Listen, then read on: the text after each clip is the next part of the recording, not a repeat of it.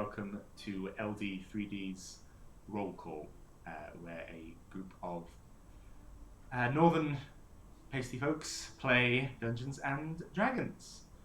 If you like what we do, if you'd like to see more of it, please follow the channel. I encourage other people to follow. And if you're after 3D printing and you live in the north of England, do look up LD3D. So, I will be the Games Master.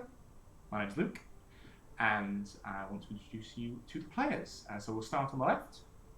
Hi, I'm Carly, and I will be playing Thaylor Smith, the half-elf ranger. Hi, I'm Logan. I will be playing Tanis Gladewalker, the tiefling druid. I'm Dave. I'll be playing Brock Rengart, the dwarven wizard. I'm Tomo. I'm playing Grook, the half-orc barbarian. Okay, so that's a brief introduction to our players. Let's dive straight in with a bit of background on the world that we will be playing in, and then we'll see what happens. So, around 20 years ago, a war ripped the continent apart as the twin discoveries of firearm and combustion engine, or magically powered combustion engine, encouraged the powers that be to wage a terrible war against their neighbours. This only ended fairly recently, where a section of land between the two main power blocks, the Kingdom and the Republic, was declared the surrendered land, a strip of about 40 miles wide, where the magical radiation or general hostility of the area made it land you could just abandon, and created a bit of a no man's land between the two civilizations. However, life finds a way, and it continues to thrive there to some extent, and that is where we meet our heroes in the little mining town of Redcliffe Falls. So, Brock Rengart. This is around 11 o'clock in the afternoon. 11 o'clock in the morning. 11 o'clock in the afternoon. 11 o'clock in the morning. You are at your workbench in your on the side of your shack, where you've got locked and sealed, with your prize invention inside, looking down at the remains of a mechanoid human figure that you have rescued with the help of the large towering figure standing next to you, Grook. What are you going to do with it? We're going to see exactly what it does. We're going to put it back together. No, don't do that. I've seen it shooting things and talking very strangely. Right, we'll put it back together so we're in control of it.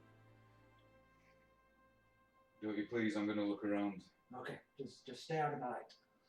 Okay, so you begin to mess with the figure. Grook, this is your first time in town. Mm-hmm. You've previously been living outside of it, held up in an old tank shell, the shell of a tank, not a shell fired from a tank, that was destroyed during the war and was a good kind of mile or so outside of town. This is really your first time in town. You only got brave enough to come in following the Rengart's advice that he needed someone to help pull his cart. What are you doing? What do I see? Is he in the centre of town? Is it So, like an inviting place? Is it bustling? Is it full of... So you look around. I mean, it's about 11 o'clock in the morning, and you get the feeling that this isn't a busy town by any means. There's occasional kind of people wandering up and down, going on errands, popping up to. From where you are, if you look kind of... so there's the workshop on the side of the road. Mm-hmm. You've got kind of a big kind of area where there's a bit of kind of mining equipment still kind of laying down there. There's a smaller shed that is locked and padlocked, and a bench kind of bolted onto it where, at a fairly low height, as Rengart is dwarf, where he can work on it. If you look up the street, so you look out and look kind of up to your right, you can see a smithy. As if you were walking up on your right. On the left-hand side, you see kind of a coach stop, so it's got kind of the classic kind of sign, swinging in the wind with a coach on, saying, please stop here. Further up, you saw a building with two picks, a side of two picks crossed with a bag, what looked like a full heavy bag underneath it, again swinging in the breeze. Directly across, you can see the general store, but you know that road, the road that, not this road that you're on, but the road that kind of runs down here, that is the main road through the town, because you had to come round that way in order to get to the thing. If you look the other way, down to your left, you see what looks like an old fort. The war did not treat it kindly. It's in ruins would be derogatory, but not perhaps inaccurate in this particular case. But it's a lot of kind of wood-built kind of bits and shacks on top of it. Currently in another. No, currently the site of, you can see people kind of clambering over it, some yelling and stuff like that. You also see, as it's right up against the river, some fishing boats kind of around it. So you would guess that that's probably the makeshift docks of Redcliffe Falls. I guess that's the makeshift docks of Redcliffe Falls. Excellent, fantastic. Brock, you are examining the robot that you have that defended you, or sort of defended you, but maybe just went on a murder spree. What do you do? Well, yes, I do know what it can do. I've seen it join a murder spree. So I'd like to bring it back to consciousness. It was sort of not attacking me. Is there any way of inserting some sort of switch so that I can turn it off immediately? It might be impossible. That's what I would need. Okay, so you have to kill switch. Okay, so in which case I'd like to make an engineering check. So this is going to be intelligence based. Because you have the engineering tools, you can add your proficiency bonus to this as well. 7. 7. Okay, so you start to kind of, you take a moment to kind of pry open his chest, thinking probably that's where that's where, if you were a designer, you being a vehicle designer and more involved like bigger chassis, you put the important bit in the heaviest armored bit. So you slowly kind of pry open this thing and start to kind of pick about there. But you realise that you don't know how on earth this thing works. Like, you were on the other side of the war against these mechanoid soldiers, and while this one doesn't seem innately hostile to you, you don't have any experience in its inner workings. So you're looking and you're rummaging around, and there's a moment where the blank face kind of like twitches a little. You pull back, not wanting to awaken it beforehand. So you don't know enough in order to be able to install some sort of kill switch. Do you want to still try and bring it back to consciousness? I'll keep it as it is for the moment. Okay. You want to learn more about it? No, that's okay. Meanwhile, Phalor, you have spent the night camped out under the stars, and you wake up and you can look down you're a little bit off the main road, and you can look down it and you can see Redcliffe Falls. You feel the weight of the letter in your back pocket, the last communication you had telling you that this is where you need to go. What do you do? I will head down to town. Okay. With my belongings and see what's about. So you showed your bow. You set off probably quite early, but it's about 11 o'clock when you arrive, because it's still some distance away. What do the people of Redcliffe Falls see as you wander in? What do you look like? What's your sort of standard elf, light skin, tall, dark haired. Is there a nervousness to you, or are you quite confident in your? Quite confident. Yeah, you're strolling down the town, ready to with purpose. Grook, as you're looking out, you can see this half-elf woman, bow over her shoulder, looking about, kind of purposefully striding into town. Everyone else looks like they're essentially like general townsfolk. They're wearing the standard kind of like decent kind of deerskin vest or whatever, sleeves rolled up. No one else looks like they're ready for a fight. You see the occasional pistol, but that's about it, or the occasional dagger, but that's it. But yes, you see this elf. Is she walking towards me from where She the is blacksmith walking. is? She is walking in towards you. Well, she's walking up the main road. So if you're looking out on the side road that you are down, you can see her walking up that way, up towards you. Tanis, Hello. you have awoken again early in the day, and you can see the town of Redcliffe Falls just a little bit down the way. It's the first town you've come across in some time. What do you do? I sigh at the realization that I have to go into town and I plod in. Okay, what do people see as you wander into town? Well, I'm a tiefling, Yep. so I have purplish skin, horns, tail, and a very, very slender frame. Okay. I look physically Almost emaciated Yeah. kind of thing.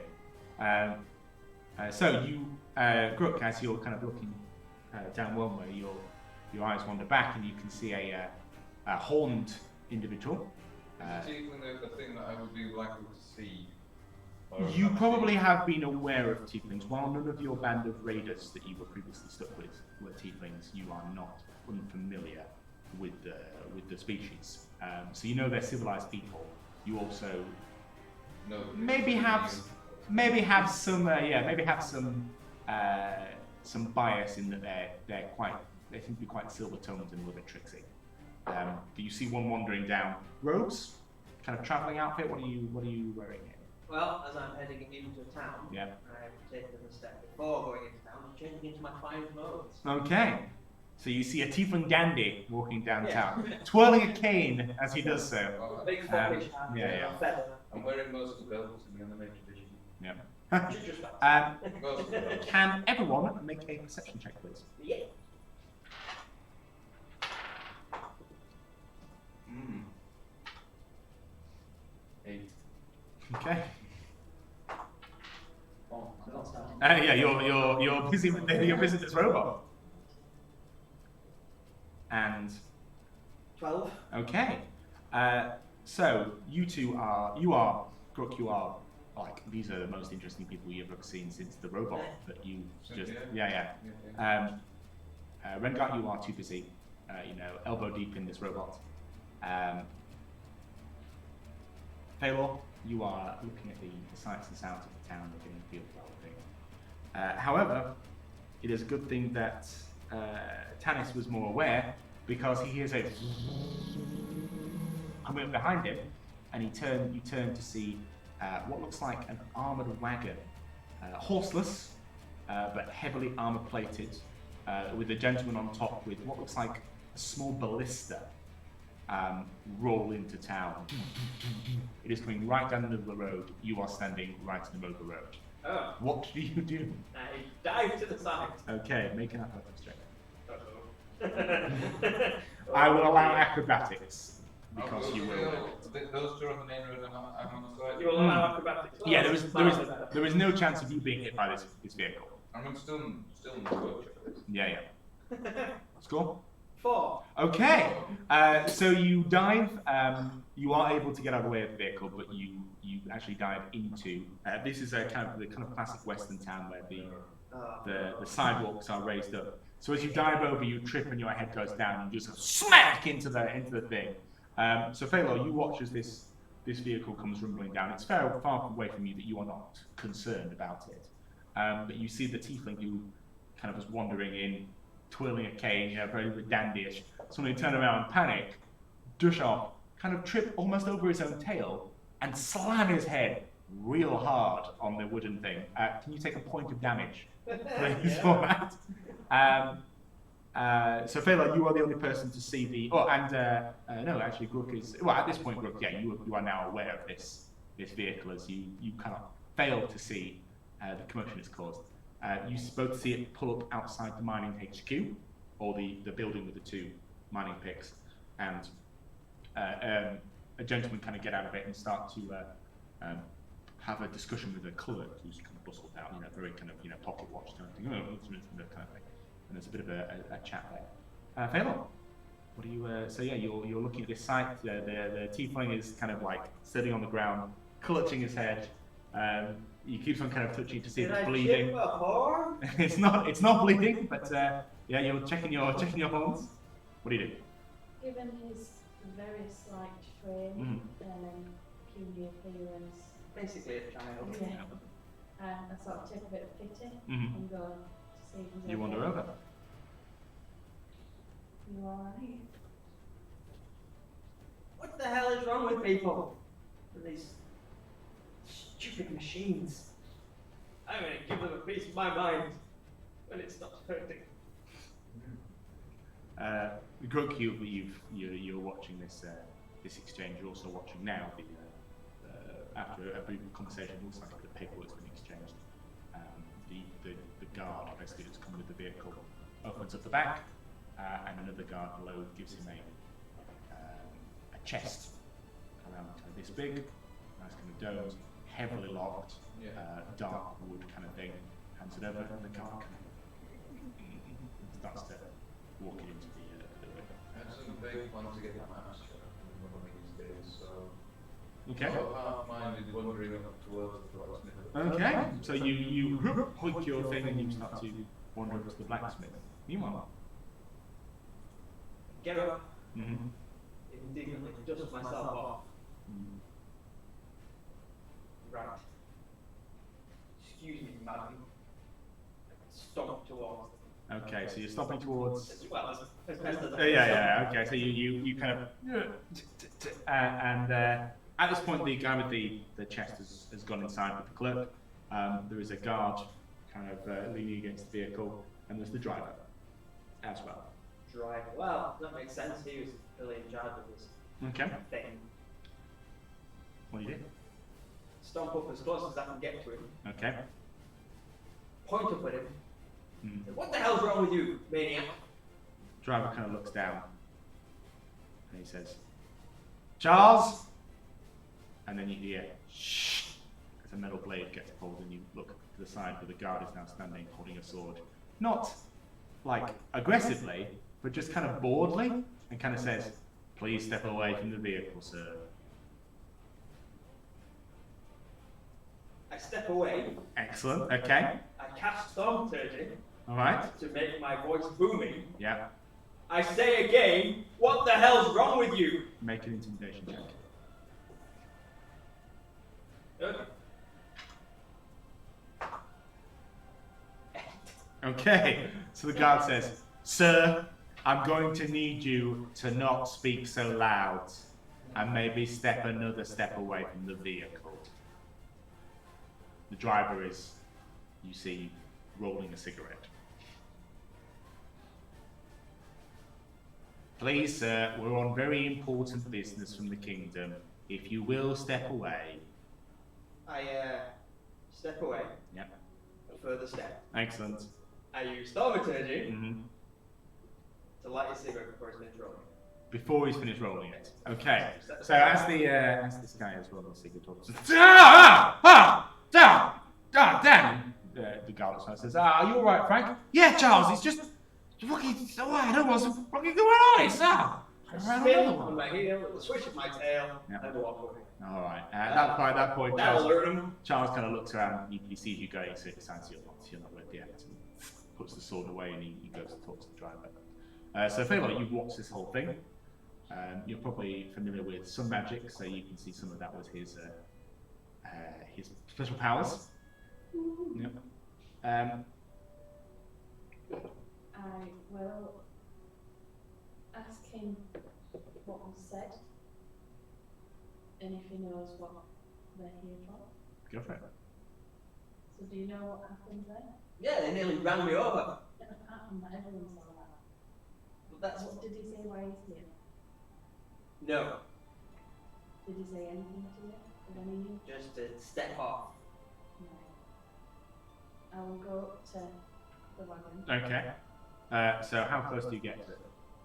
I keep my distance. Okay, good. so as not to As you touch. approach, the Charles kind of turns and gives you kind of the side eye, like, He's just seen this one walk up to you, and then Yorkham's like, I don't like this.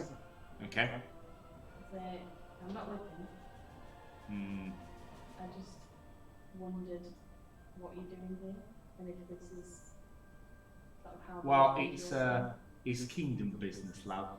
So, you know, it's and then from the driver says, just tell them, Charles, it's not fucking secret. All right. We're delivering the mines fees. You see? You know Redcliffe at all? Not particularly. I'm quite new here. Well, let me tell you. And he steps towards you and he kind of points, kind of down the road a little bit up, away from where Grook and Ringard are. And points there.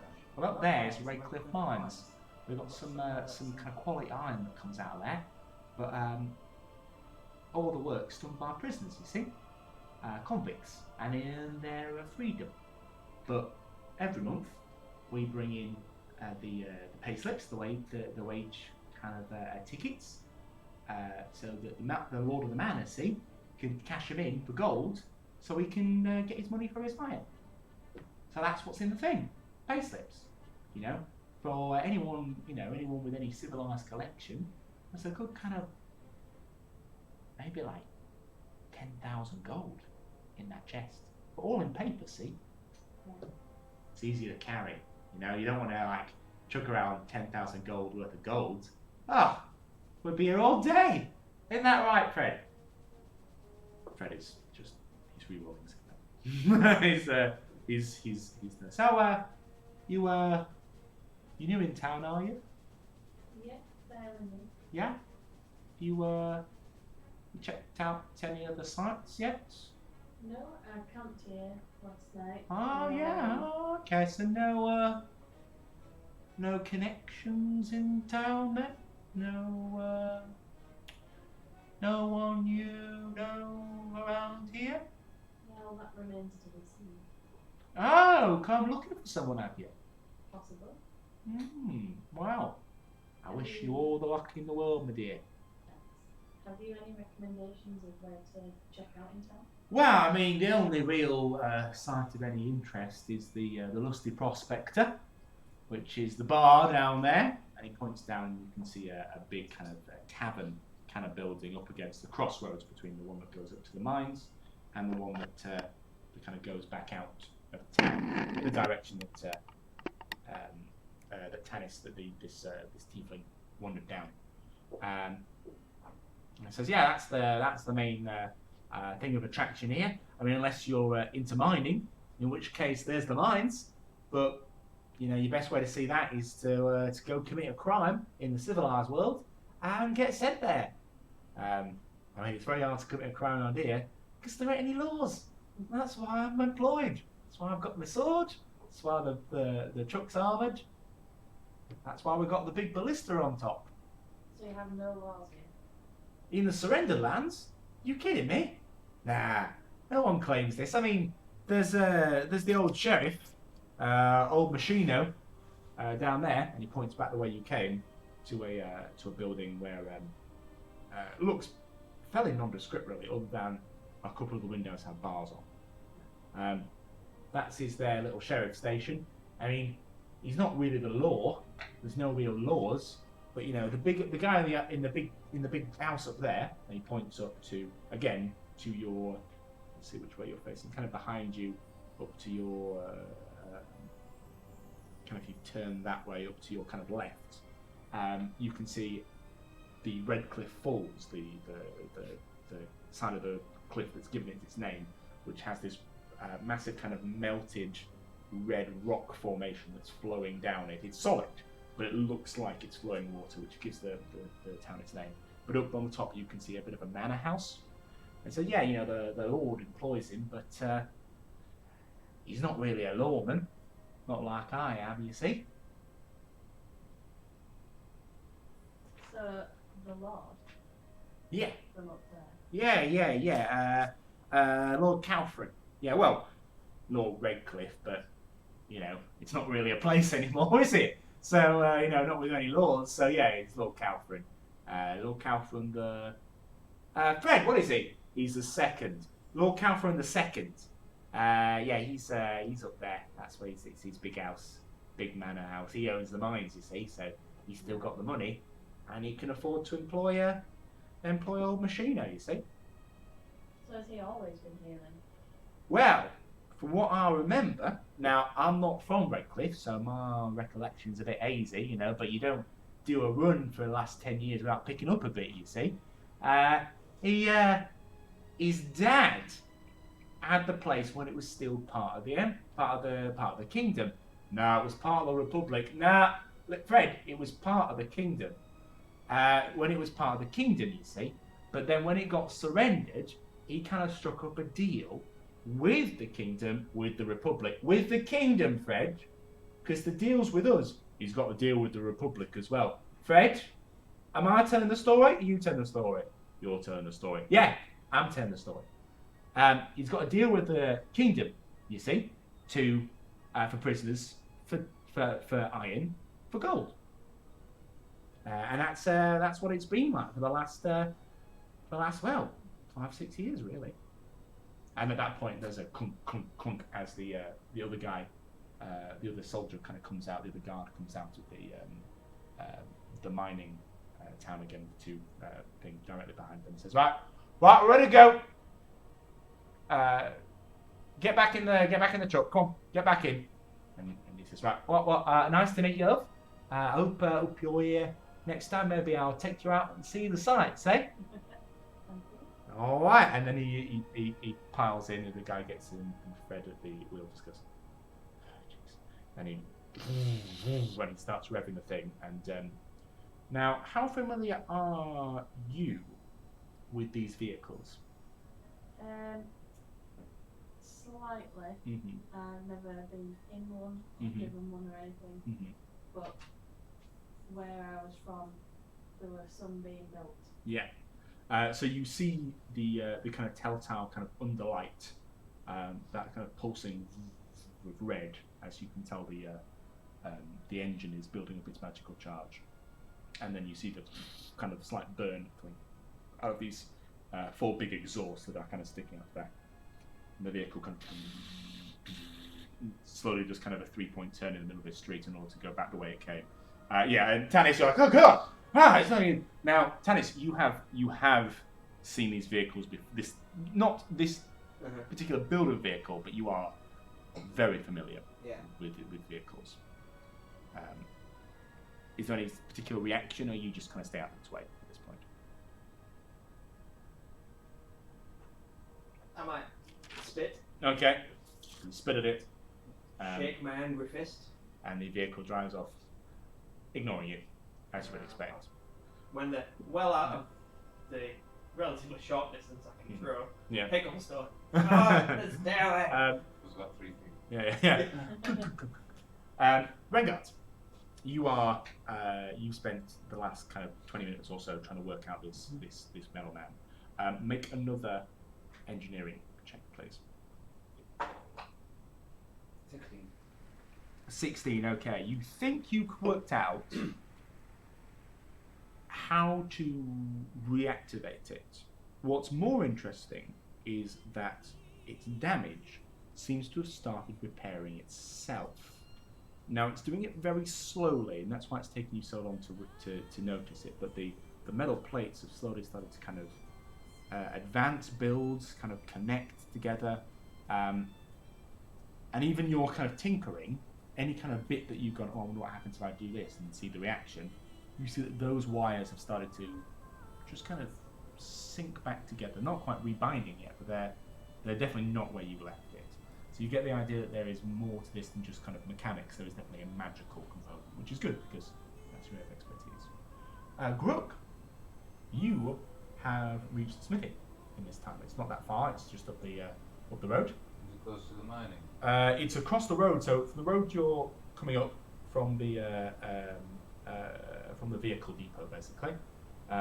There's the mining one here, and the smithy's here. So yes, you turn in, great axe over the shoulder. Hello? Hello? Yeah, I'll be right with you. Give me a second. Just sort of looking around, waiting for him, testing my thumb. Just in the age of match. There's a lot of like horseshoes, farming implements. Do I see any weapons? Not a lot of weapons there. There's the occasional dagger and such. It's got a grindstone, actually. Well, you see a guy come out from the back. He's a fairly heavy set human. So yeah, how can I help you? Just you sharpen these, and I just hold out my great axe and my hand axe.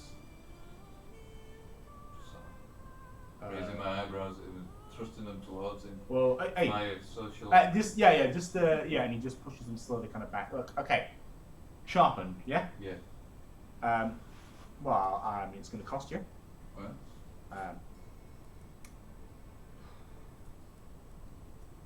Gold piece. He makes that growling sign in his chest.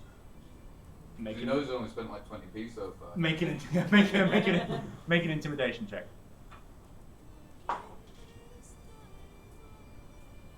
16. And he goes, all right, look, a silver piece. Silver piece as low as I'm going to go, man. I don't care about you growling this. And hand him the great axe and keep the hand axe to myself for the moment.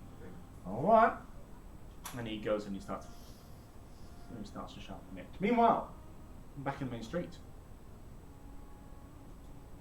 You guys have watched this vehicle pull away. Grook, you watch the thing truck off. What's going on there? You've feebly thrown a stone. It's gone. Blink, blink, blink, blink, blink. Failure, well, it's not big enough throw to elicit any attention. No, is it big enough is it small enough for a chuckle? An audible chuckle from the sideline. Oh, sorry, man. You want to make a perception check? Let's see if you see it.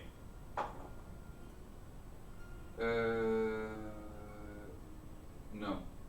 Okay. I know you're too busy in your intense negotiations. Failure, you've seen this pathetic throw. You've also come away with a bit more information about the town than you previously had. What do you get?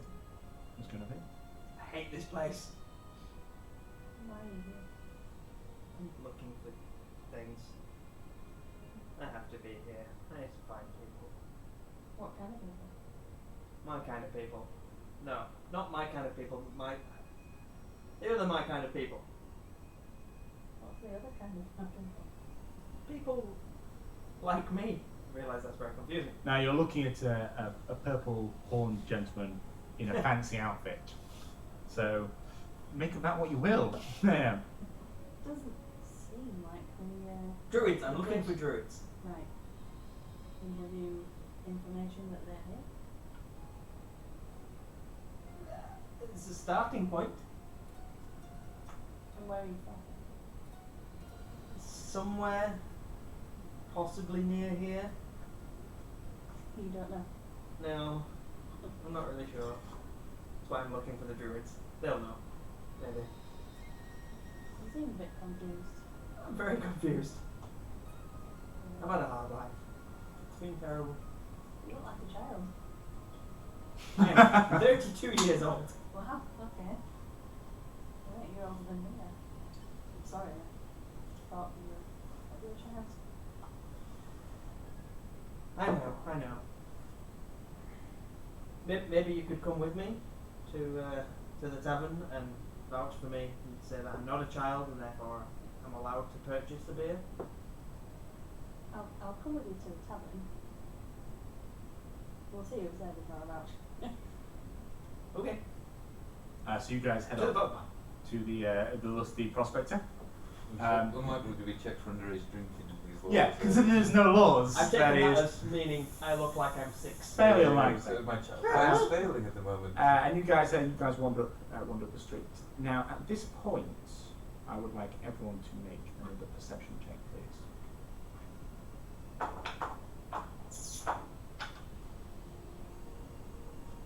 6, I'm sure there's a Okay. I think I was swapping axes at the time with the guy, maybe. Yeah. And your score is Total of 8. 8. 18. 7. Okay, so as you are wandering up to the thing, you, Tanis, hear a laugh. It's very high pitched. It's almost and it seems to be far away as well, like a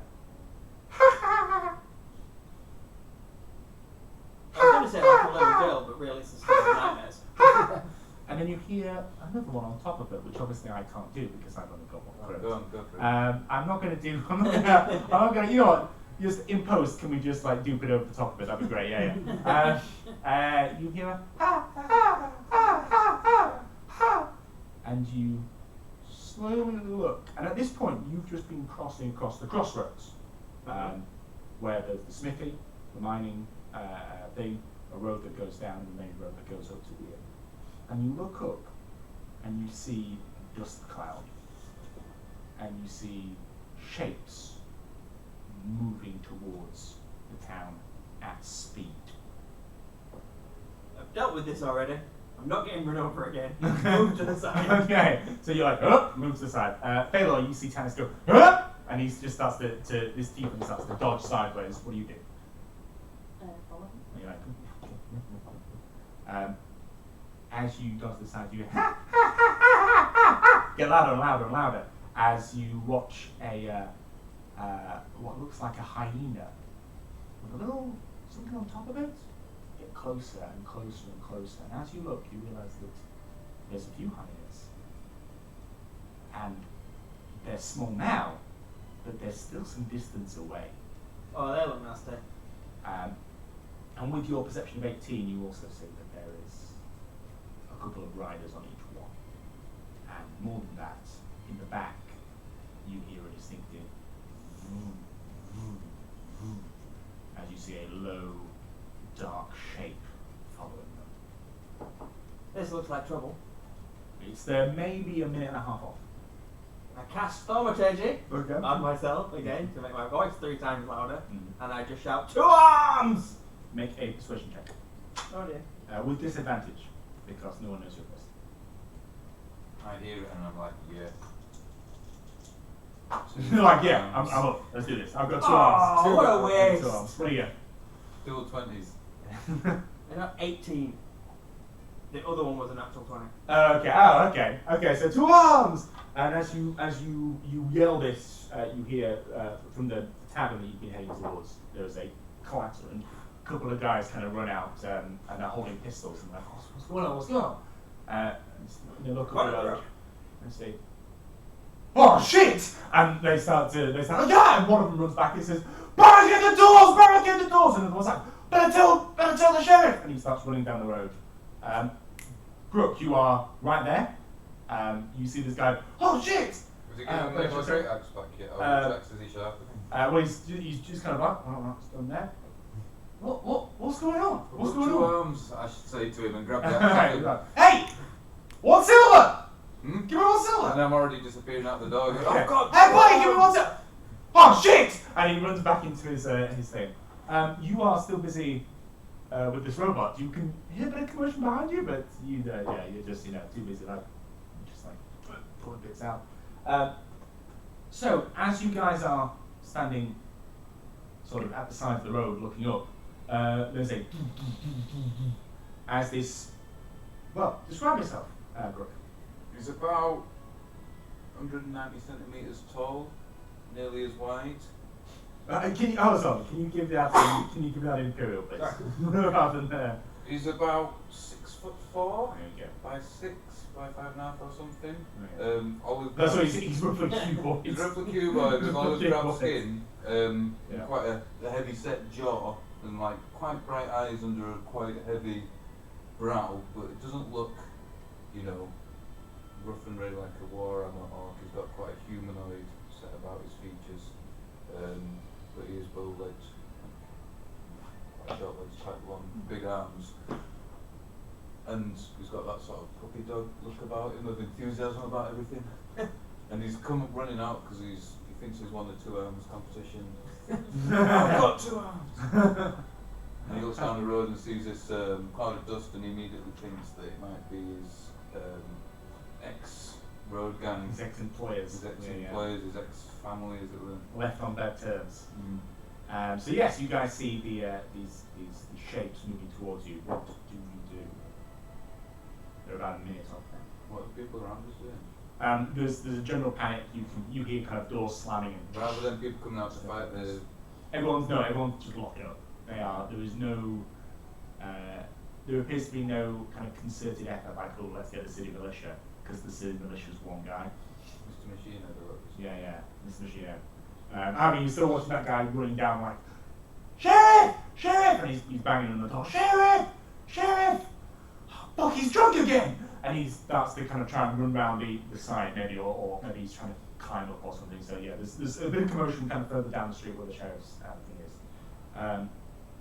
Fedor, you actually look back and you can see that the clerk that was in charge of the mining thing is like, he's panicked, he's kind of wondering what to do, and he says, you, a woman with a bow, defend this shop, I'll give you a gold coin, and he flips the gold coin to you, and he runs inside. I will shout to him. Okay. What are you doing?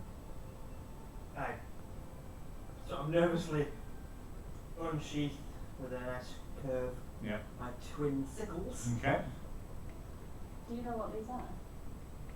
What are we You can still now, all of you, other than Rengar, who is still completely oblivious, armed deep in robot, hear this kind of laughter that's going on. And excellent. And you also hear the you recognise that noise. Yeah. So I realise there's no two arms competition. I'm actually retreating back towards the shop. This is my last point of contact with the dwarf guy. Yeah. Okay. So you start heading. I've got no real retreating. intention of fighting A whole gang. a whole gang at all. Yeah. So you start heading back. You guys watch this half orc kind of, I won the two arms competition, and then just kind of like go. Then time. Nope. I'm out. Go back! You're big and scary! And he starts running. Do you think we should follow him? Yeah! Let's do that! And you guys turn and you start bolting back to the thing. So at this point, Rengar, you're fascinating. This is beyond. You knew that the kingdom were advanced, especially when it came to pistol weapons and stuff like this. But this is beyond anything you've seen. You can't imagine the sheer. Is that what he's muttering to himself? Yeah. This speaking for the thing. Beyond what I can possibly believe. I can't believe it. As you hear kind of running up behind you. Gotta go. What is it? I told you to stay out of my way. They're here. Bring him. We go in, and I start dragging the metal man off the thing. Yeah. All right. Make a strength check. Make an athletics check. I will lie on top of it. Well, It's nice. Excellent. You make yours an advantage. Okay. Oh, 13. yeah, 13. Okay. So because he's the guy attempting to it, there is a shift, and the whole thing goes like and kind of drags. It's almost half on half on. You're like, no, I need this. This is mine. You guys are watching this this dwarf and this half orc kind of fight over what appears to be just like a broken mannequin, maybe. I don't think either of you had an experience with one of these. No, it's just like a weird broken mannequin. You are still hearing the laughter getting closer. However, you hear the revving stop, and there is and at that point you turn and you see two hyenas the size of horses padding into the kind of the yard where you guys are. On top of each one is an orc, a full-blood orc, with a massive axe kind of held in hand. They kind of all over him, and that's when you hear one of the hyenas. Yes, that's what you can hear it all this time. Let's roll initiative.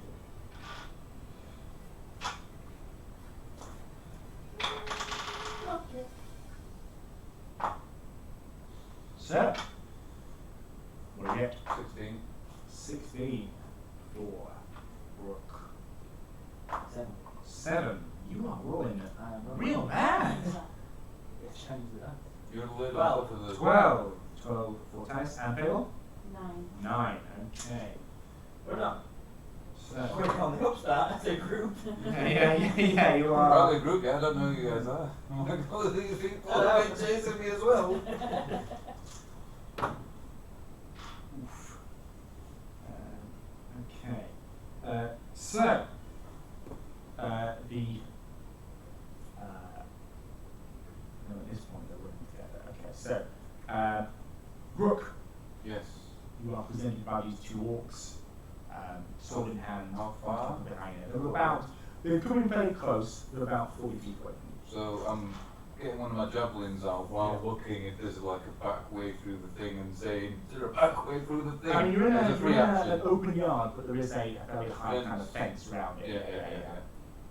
So I'm kind of ready in a javelin throw rather than taking any initiative. Okay. Are you holding the javelin until, like, what trigger are you doing before you attack?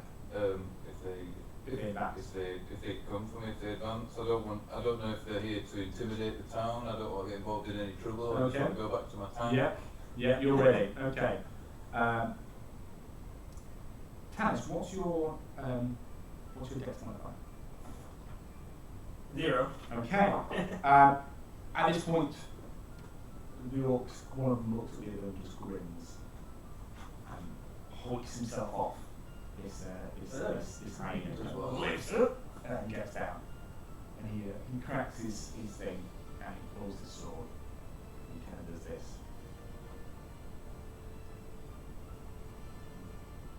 Good! And you two, you speak orc here, hit. And his hyena goes and starts looking towards you. So it's me. So I'm throwing the javelin. At the same time, I'm trying to scramble backwards towards whatever might be. Yeah. Throw your javelin. Alright, here we go. Plus which bonus is it? No, it's strength. It's strength. Oh, it's 14.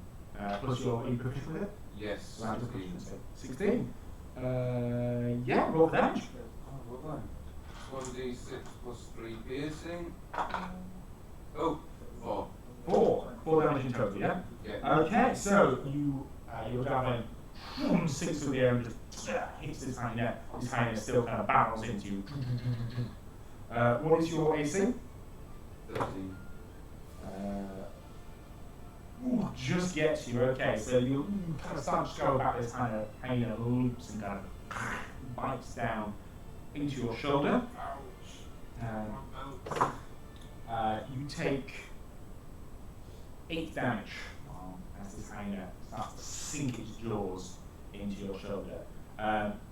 The orc is looking around after he's kind of finished pointing. He just starts walking towards you guys as the other hyena and orc start to lope towards you all. They are moving slowly. They're sort of, there's an intimidation factor more than anything else. They're waiting to see what happens while this hyena tears into the other guy. So that is. I've been intimidated all my life. There go. Tanis, you're there. Okay, so the orc on foot. Yep. And the remaining mounted orc. Yep. How close are they to each other? They're about 10 feet apart. Okay, and how close are they to me? They're now about 10 feet from you. Excellent. I cast Thunderwave. Okay. So, what do they need to say? It's a con save, is it? It is a con save. Yep. Also, so first, And what's a the successful save, they take half damage. okay? What's the and they avoid being pushed back only if it's a save. Yeah. What's the DC? I know that. Honestly, I do. Come on. 13. 13. Okay, so orc on foot. He passes. Orc on hyena fails, and hyena passes. Okay, so how much damage? 11 in total, so the ones that pass take half. Okay. They'll take 5. So, 5 damage. Anything six, unsecured in that 15-foot cube is automatically pushed back 10 feet. Anybody that failed their con save is pushed back 10 feet. Okay, so as you watch this, is it like hands together? How do you do when you cast a spell? Well, I'm going to use my sickles since they seem to be my thing, so I'm going to clang them together. Yeah. So as you watch this through, kind of clang, and then a blast of force emanates out. You watch the hyena kind of strikes down. You watch this four. You watch the orc on the back of it just get punted straight off it. And he's just like straight backwards, well, a good 10 feet, I think that's 20 feet away. That is Tanis. Fail. I will draw my bow and step back from them. Okay. A bit of distance. Yeah. There's plenty of space. This is a fairly big open yard. There is some mining equipment, some kind of quite heavy kind of big drills and digger thing in the background. So can I speak to the orcs then? Yeah, you can go fish, yeah, go for it. So I will speak Orcish. They are a favoured enemy, so I'm not too afraid of them. Excellent. And ask what brings them here. I will say this to is there one still around? The mountain ones you punted off. There's one on the floor. I mean, they're both on the floor. There's one on the floor, so I'll point my arrow in and ask what business it has here. Okay, so the orc looks at you and says, "Justice is our business here, and you pale skins will pay for it." You don't know what he says, so you cannot respond to the inaccuracy of that. Really? So it's speaking to reaction. I ask, so what kind of justice do you need? The kind that is paid in blood. And he starts to come through. His attention is switched to you now. I will draw my bow and hit back. Go for it. Roll an attack. So it's D20. Nice.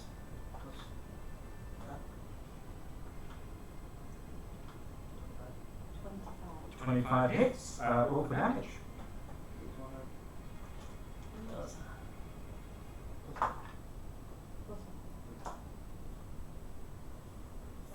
Four. 4 damage in total. Okay, so that was the one that survived that. Okay. So as you fire this arrow sticks in this orc shoulder, he's starting to kind of foam and grin as his great axes in his hand, ready to advance towards you. Anything else before you let me go? How close to him is the other orc at this point? The other orc's been put back 10 feet and he's now 20 feet away. So yeah, that's your go. Brock Rengards. You've got a hyena savaging this orc to your left. These two seem to be kind of doing battle with the other ones. What do you do? Bloody orcs and their incomprehensible grunting.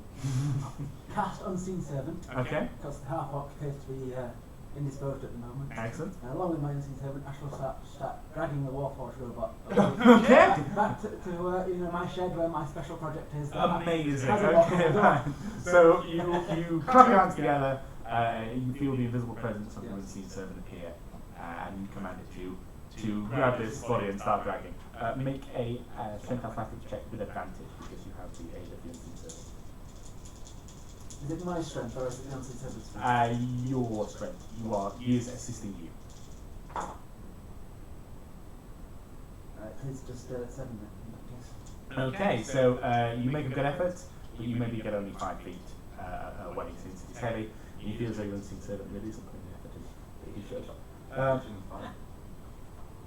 Which brings it back round to the hyena that is currently savaging you now that it's not joining the same turn as the orc. It's got its own initiative and it is unfortunately high.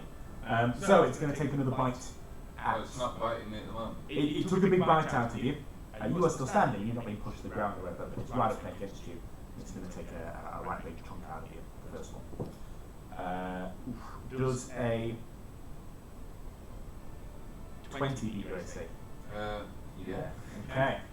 I'd like you to take 4, 5, 6, 7 points of damage, please, as this hyena claws at you again. So that's a big hit. That's what that is. The other hyena, having been kind of pushed backwards, he looks around and he sees you, the source of the thing, and punts towards you. So he's going to take a bite at you. Alright. 8. Beat your AC?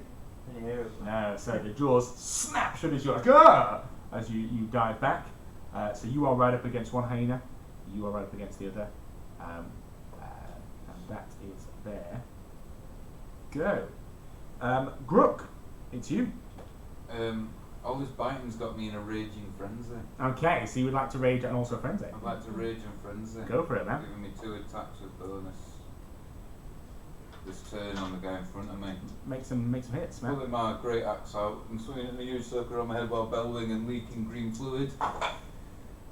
Grook rolls. You're doing it relentlessly as well, using the relentless attack. The advantage.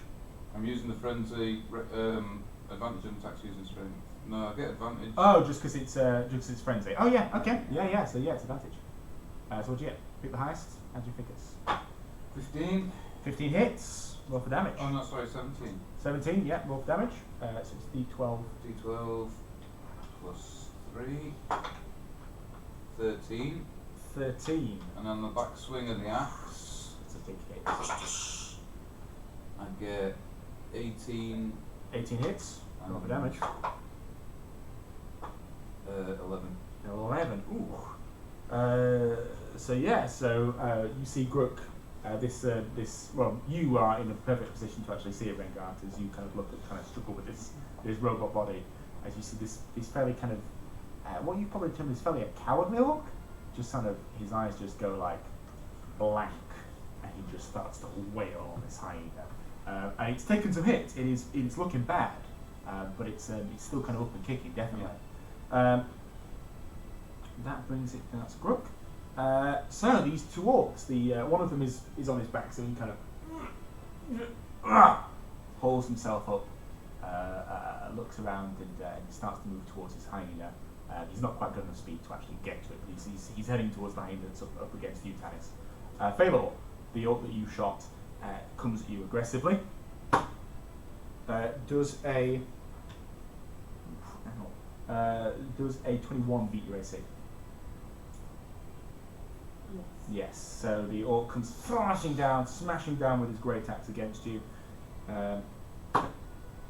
doing 15 damage.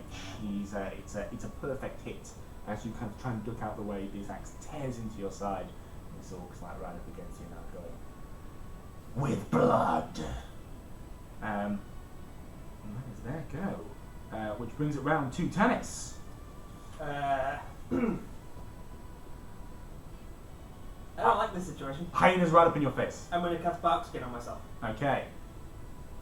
So you'll put your hand on your chest, and your skin kind of starts to, like a great redwood, starts to kind of like heavily kind of armor and stuff like that. Yes. Anything else? It's an action, isn't it, bark skin? That is an action. Yep. Well, that's it. That's your whole sure. deal. Okay. And that's a bonus to AC, isn't it? It is. Yeah. So that's you. Phalor. This orc has taken a big chop out of you. What do you do?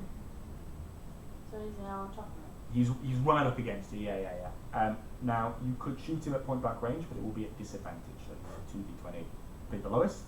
Or you could back up, but he will then get what we call an attack of opportunity, so he'll be able to swing at you whilst you're moving away.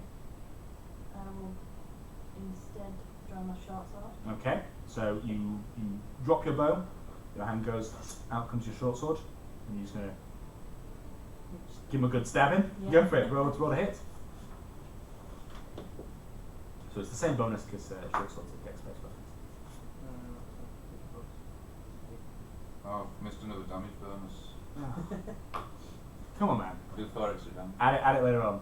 Yeah, because of course you barbarian damage, yeah. What do you get? 16. 16 hits, roll for damage. This is the one that you shot, so it's this one. Oh, 5 damage. So as this orc cleaved into you, you feel the pain, you draw your dagger, you do your short sword, and as he starts to spin round, you're able to kind of duck in and you feel the blade push straight through his chest. and as you drag it out, the orc kind of and collapses on the floor, dead. As you stand, still feeling the ache of the axe as it's cut into your side, but knowing that that's not going to finish the job. Yeah. Brock. We'll keep dragging. I mean, this is You keep dragging. Yeah. a valuable thing that needs to get out of the battlefield. Yeah. Make another athletics check with advantage. Because I'm assuming you're using your unseen sense to help. Natural 20. Natural 20. Okay, so with the unseen sense to help, you're able to move it a good kind of 25 feet just out. Because that's your speed, isn't it? 25 feet. Yes. Yeah. You're able to drag it a good 25 feet out of the fight. It's still kind of just in the middle of nowhere because you're actually dragging it away from your. Yeah, I'm heading towards I've got my shed, haven't I? Your shed, the table it was on is bolted onto the side of your shed, so you're kind of dragging it around to the entrance, basically. Yeah, so you're now in front of the entrance. That would be your movement and your action. So if you want to use a bonus action, that's up to you. No. Okay, so you've managed to drag this thing out of the way. This time you feel as though the innocent servant made a good effort. This time he served his purpose. So that brings us back round to the top with the two hyena, which is going to again take another swipe at you here, Grook. You'll have advantage, remember. You will have advantage, which is good to know. So does a 16 beat your armor class? It does. It does. Now you're raging, so you take half damage from this, which is good because that's a big hit. So there's 6 damage in total you take. And that's after the half, as you feel the jaws of the hyena sink down, but you are too enraged to really care. Tanis, the hyena comes for you. Yeah. 15. Not anymore.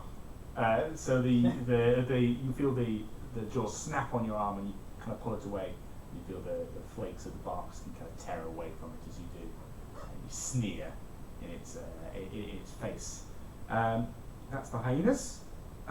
Grook, you are still raging. More frenzy raging. More frenzy raging, go for it. Not that one, I don't think.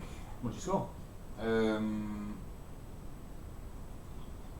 Plus your proficiency, plus your strength. Yeah. 9. 9 is not high. No. The first one goes wide. And 20 odd. 20 odd hits. But not crit. Not crit, yeah. Roll for damage, don't forget to add your barbarian damage this time. 7.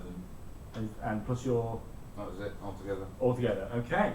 So that is... Okay. So you, well, the first one goes wide, the second one buries into the side of it and kind of starts to, not to back up, but he's starting to get a bit more cautious against you. He does, certainly, yeah, you've heard it. He's still kind of a slavering brute, and unfortunately, as are you at the moment, because of your raging. Which brings it back to the orc, who's finally kind of caught up. He sees that you are injured. He was heading towards Tanis, but he looks and he sees you and comes to you instead. So he's enough space to close on you. Does an 18 beat your AC? Yes. It does. So he dashes in. He gets a kind of fairly light hit on you, 5 damage. He does as you feel the blade kind of skin across your chest, kind of your collarbones, kind of thing, as it kind of slices open. So you've been taking some hits this time, but this orc is now right up in your face.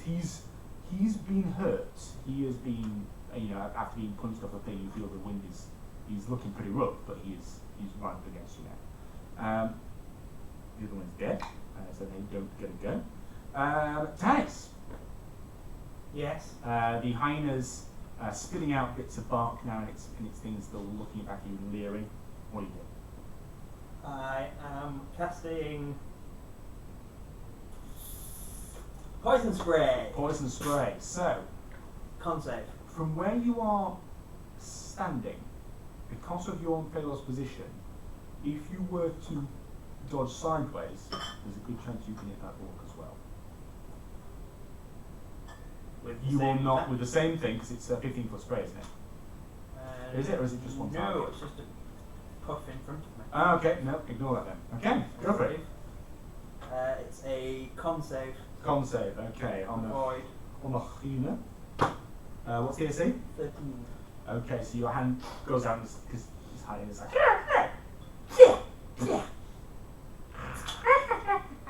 laughs at you as it succeeds its concept. Anything else? No. Okay. That is Tanis. Phalor. Another orc as well up against you. He is not looking great either, but he's in your face. What do you do? I'll use my hunting mark. Okay, so Hunter's Mark on him. Yeah. Remind me what Hunter's Mark does, please. So I will deal him an extra 1d6 damage. 1d6 damage. And it's a bonus action, isn't it, to put it on? Yeah. Yep. And that's with any weapon, not just a ranged weapon, isn't it? Yeah. And you're going to stab him? Yeah. Go for it.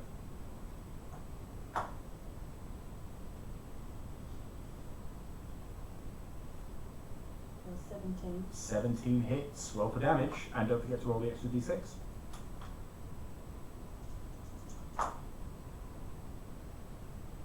9. 9 damage is enough. So you focus your arcane energies as you've learned to do so, and you feel the power of nature kind of guide your hand basically,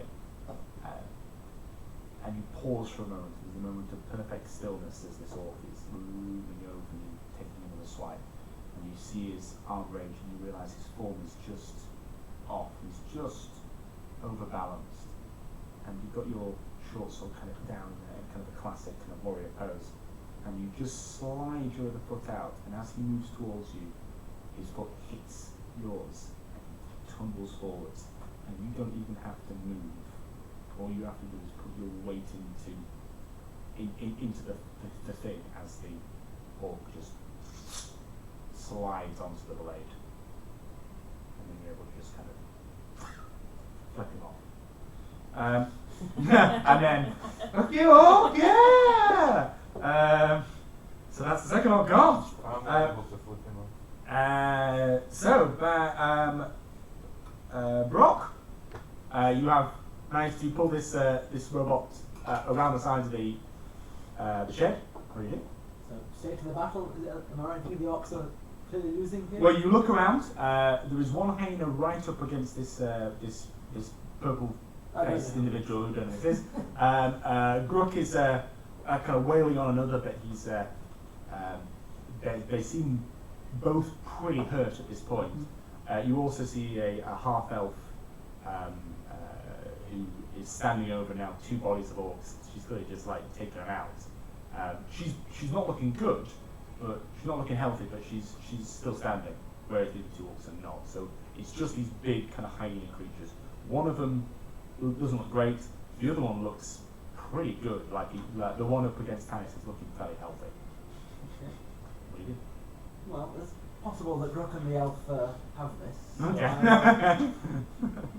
I will take the Warforged into my Okay, my so bag it shed. is locked and warded. It has got an arcane lock on it, yes. Yep. Well, I'll keep an eye out through the little hole in the wood that probably is. Okay. Just to keep an eye on the map. So yeah, so you and the unseen servant drag this thing and you kind of close it and relock it in. And Grook, as you're kind of fighting this thing, you hear as like a little wooden slap kind of slides across, and you kind of look up thinking, oh, it's going to be like head side, but it's like down I know like it is, these. 'cause I've seen him dragging it around the edge. Yeah. Screaming, And you see these little eyes kind of look out like, what's going on? What's going on? So that's his go. The hyenas go. So the first hyena up against you, Grook, is going to take Still got a advantage. big bite. No, actually, you're frenzied. I'm still reckless attacking every turn. It's still reckless attacking every turn, is it? For the Okay. advantage. So yeah, he does have advantage. However, does a 11 beat your AC? It doesn't. No. So this time the hyena snaps away at you with your rage. You're able to kind of just like conk him with the side of your axe. And I've then got resistance to piercing. It does hit. The other hyena is going to take another bite at you, Tanis, as while you're on awkward meal, you have yet to really dissuade him. An 18. Yeah, that'll. Yeah. Oof. That will be 16 damage. Okay. However, Yeah. I You will now take like a to reaction. use. Yes. I'm guessing you are taking Hellish Rebuke. Okay, so as the jaws sink in, you feel your demonic blood boil in your veins, and you mutter your dark incantations. What does he need to do? He does get a dex. A dex save for half, isn't it? Or is it Yes. for all? Dex save for half. Dex save for half. What's your AC? For this one, it's 12. 12. He succeeds that. Okay, So what damage do you do? I do 6. But he takes 3. He takes 3. Okay. Okay. So, Phaelor, you watch as as this creature takes a giant chunk out of his tiefling, and you see the tiefling type, and there's a splutter of flame, but this hyena kind of just like shakes it off, spits out some more bark, and starts to do its weird, creepy laughter again. Grook, which I'm not going to do because I'm doing enough now. Grook, It's not a sequence. you'll go. Mine. I'm going to smash the spiked end of my great axe into the creature's face, relentlessly attacking twice in a sprint. Go for it. Do your first attack. 5 plus 3, 10. That's your highest roll, is it? So that's my highest. Yeah, that makes so. And 20 odd. Well, 20 odd hits. What's the damage? Don't forget to add your barbarian damage as well. It's 17. 17. Yeah. So as this hyena, your first jab, it kind of like dodges away. You're able to kind of turn your momentum. You swing back, and this hyena kind of lunges at you. You just go like, and you slice straight through its open jaw. You watch the tendons sever, and his whole kind of laughing face just drop away, and the whole body just floats in front of you. You still got your movement. I've still got another about 40 seconds of raging as well. Well, as long as you So are I'm not taking confident. combat, you can still, you can still go for it. So what do you? I'm not, Yeah.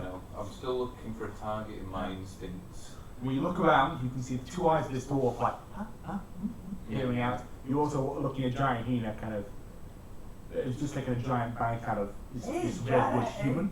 He's not sure who he's most pissed off at, the hyena animals, my Yeah. friends attacking him, or the dwarf, Or the dwarf running who just away. ran. So I'm Yeah, going yeah. to take a 1, 2, 3, smash the door down, Do 4, it. 5, 6, go after the hyena. Oh, the door. Okay, so I'm wearing the great axe in the door. so you run around and you're prepared to attack. You can't attack this Yeah. turn, but you are. That's your focus. Okay, excellent. Tanis, Yes. you are still right up in the face of this this hyena. What are you doing? I'm going to cast Cure Wounds. Okay, so Kill wounds. okay, so cast your wounds. I'm going to cast it at 2nd level Do it. on myself. Yeah. No, I suspected of yourself. I didn't think Phaelor was gonna get a heal here, but yeah. 6. 11. I get 11 back. Okay. And that's your go. That's my action, yeah. That's your action. Phaelor, you are 10 feet away from this hyena as you're watching it. You're watching like, oh no, and you watch kind of a green, healthy energy kind of flow down his from his hand around his body. What do you do? I will swoop up my longbow again Yep. and aim straight for the hyena. Go for it. Shot.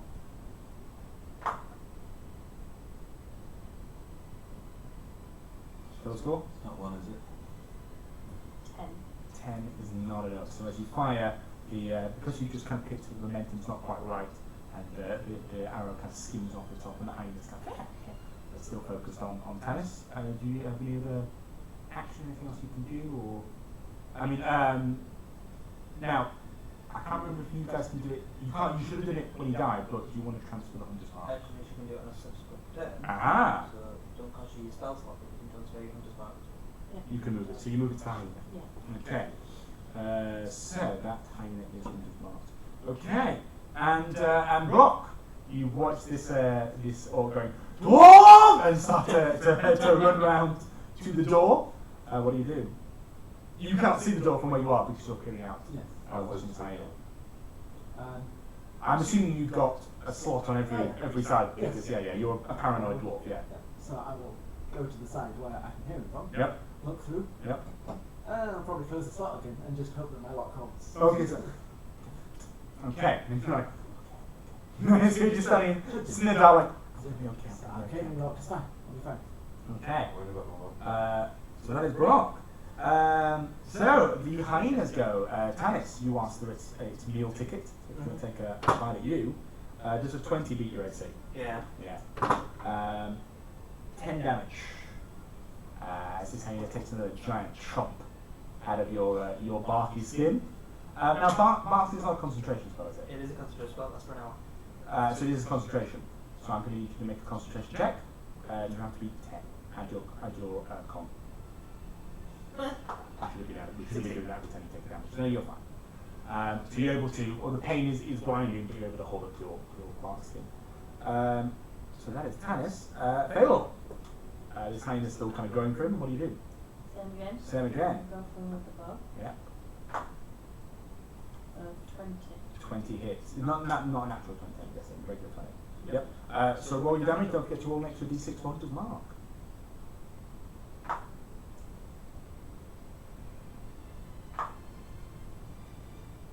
And your bonus. 10 damage. So that arrow sinks deep in the pain. He's still furious, and he's scratched, but he feels like he's still kind of focused on this juicy piece of red meat, purple meat even at the side. He's so furious. Why does he keep laughing? Brock, what are you doing? You right? Oh man, have I skipped around a bit? Yeah. I have, yeah. Back to Phalor, that was stupid. Yeah, no, my fault. So we did the hyena, he bit you, Brock. Yes. Did he make any anguished noise? No, he's just hiding. No, this one. Oh yeah, every time I bite you, he's screaming out. Is there much distress going on? You are hearing Across my significant right. distress. Yeah. Right, okay, so I'm going to swing round and try and attack the hind quarters of the beast. Okay, so are you trying to get directly opposite? He doesn't think very much tactically, he runs towards the nearest thing that's Okay, engaging him. so in that case you run to the side of him, make an attack. You're still frenzied? Still frenzied, still recklessly attacking. Natty 20. Natural 20. Now, 20. remind me, 28. don't forget your bonus for the being a natural 20 for the barbarian. 2d8. 2d12. 3d12. 3d12. 3d12 you get, no, in fact, I get one for the... you get one regular, 1d12 regular. Yeah. You get, because you rolled a natural 20, you get an additional d12 because of your barbarianness. Yeah. You then roll those two, and I want you to double the value on those dice before you add your bonus. Cut. 16 plus 22. Then 16 plus 22. 38. You rolled, okay, Around 11 and an 8. so 38 plus your, 11 and 8 is 19. so So 19. above. And add them together, he said. Yeah. Yeah. 38 plus 5, 40. Oh jeez, okay, right, so, Tanis, you've been like, flailing at this kind of thing, throwing all your spells, you just hear a, what? And you watch this orc rush at it and basically cleave it in half.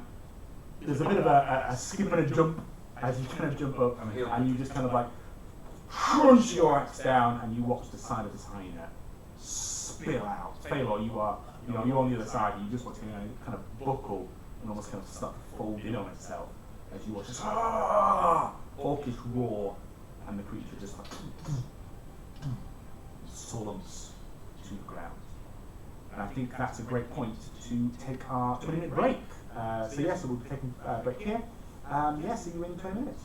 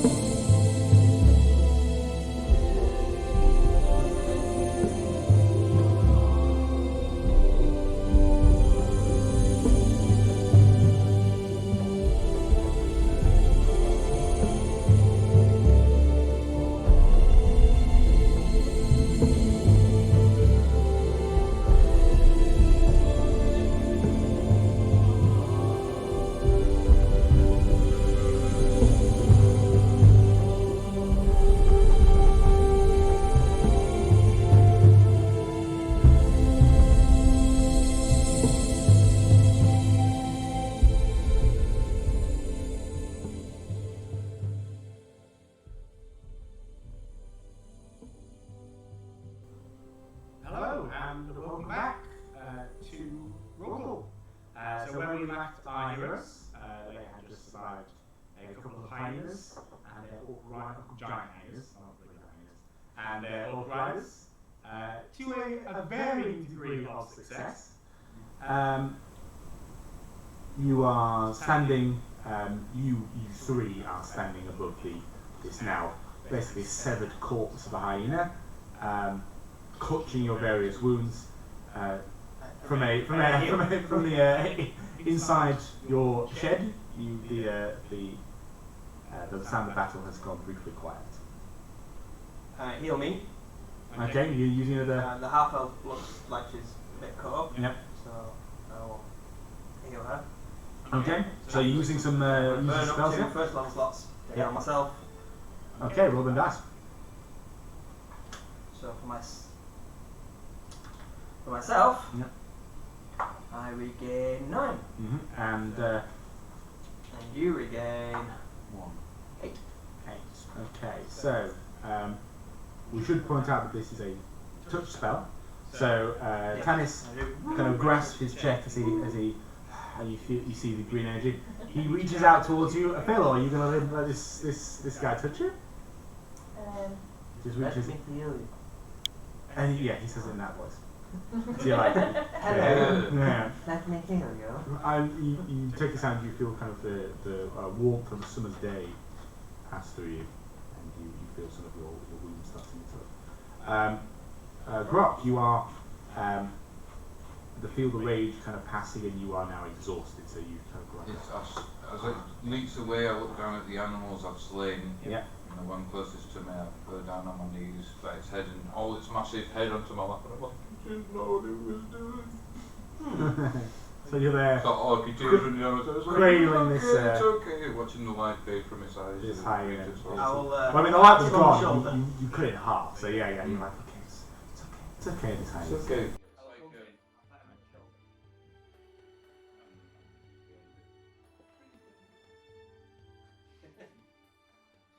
Redcliffe, you are watching all this from your little people. Leave the Warforged robot in my shed. Yep. She'll step out. Yep. Close down behind me, still arcane block. Yep. Oh, finally! Some people are trying to do some work around here, and I should just walk past them and back to my Okay, back to your workstation. Okay. So you guys watch as this walk doing these classic kind of dwarf and grumble kind of put us past. You still hear, I should say, the of the hyenas in the rest of the town, kind of up the street. You've killed 2 of their brethren.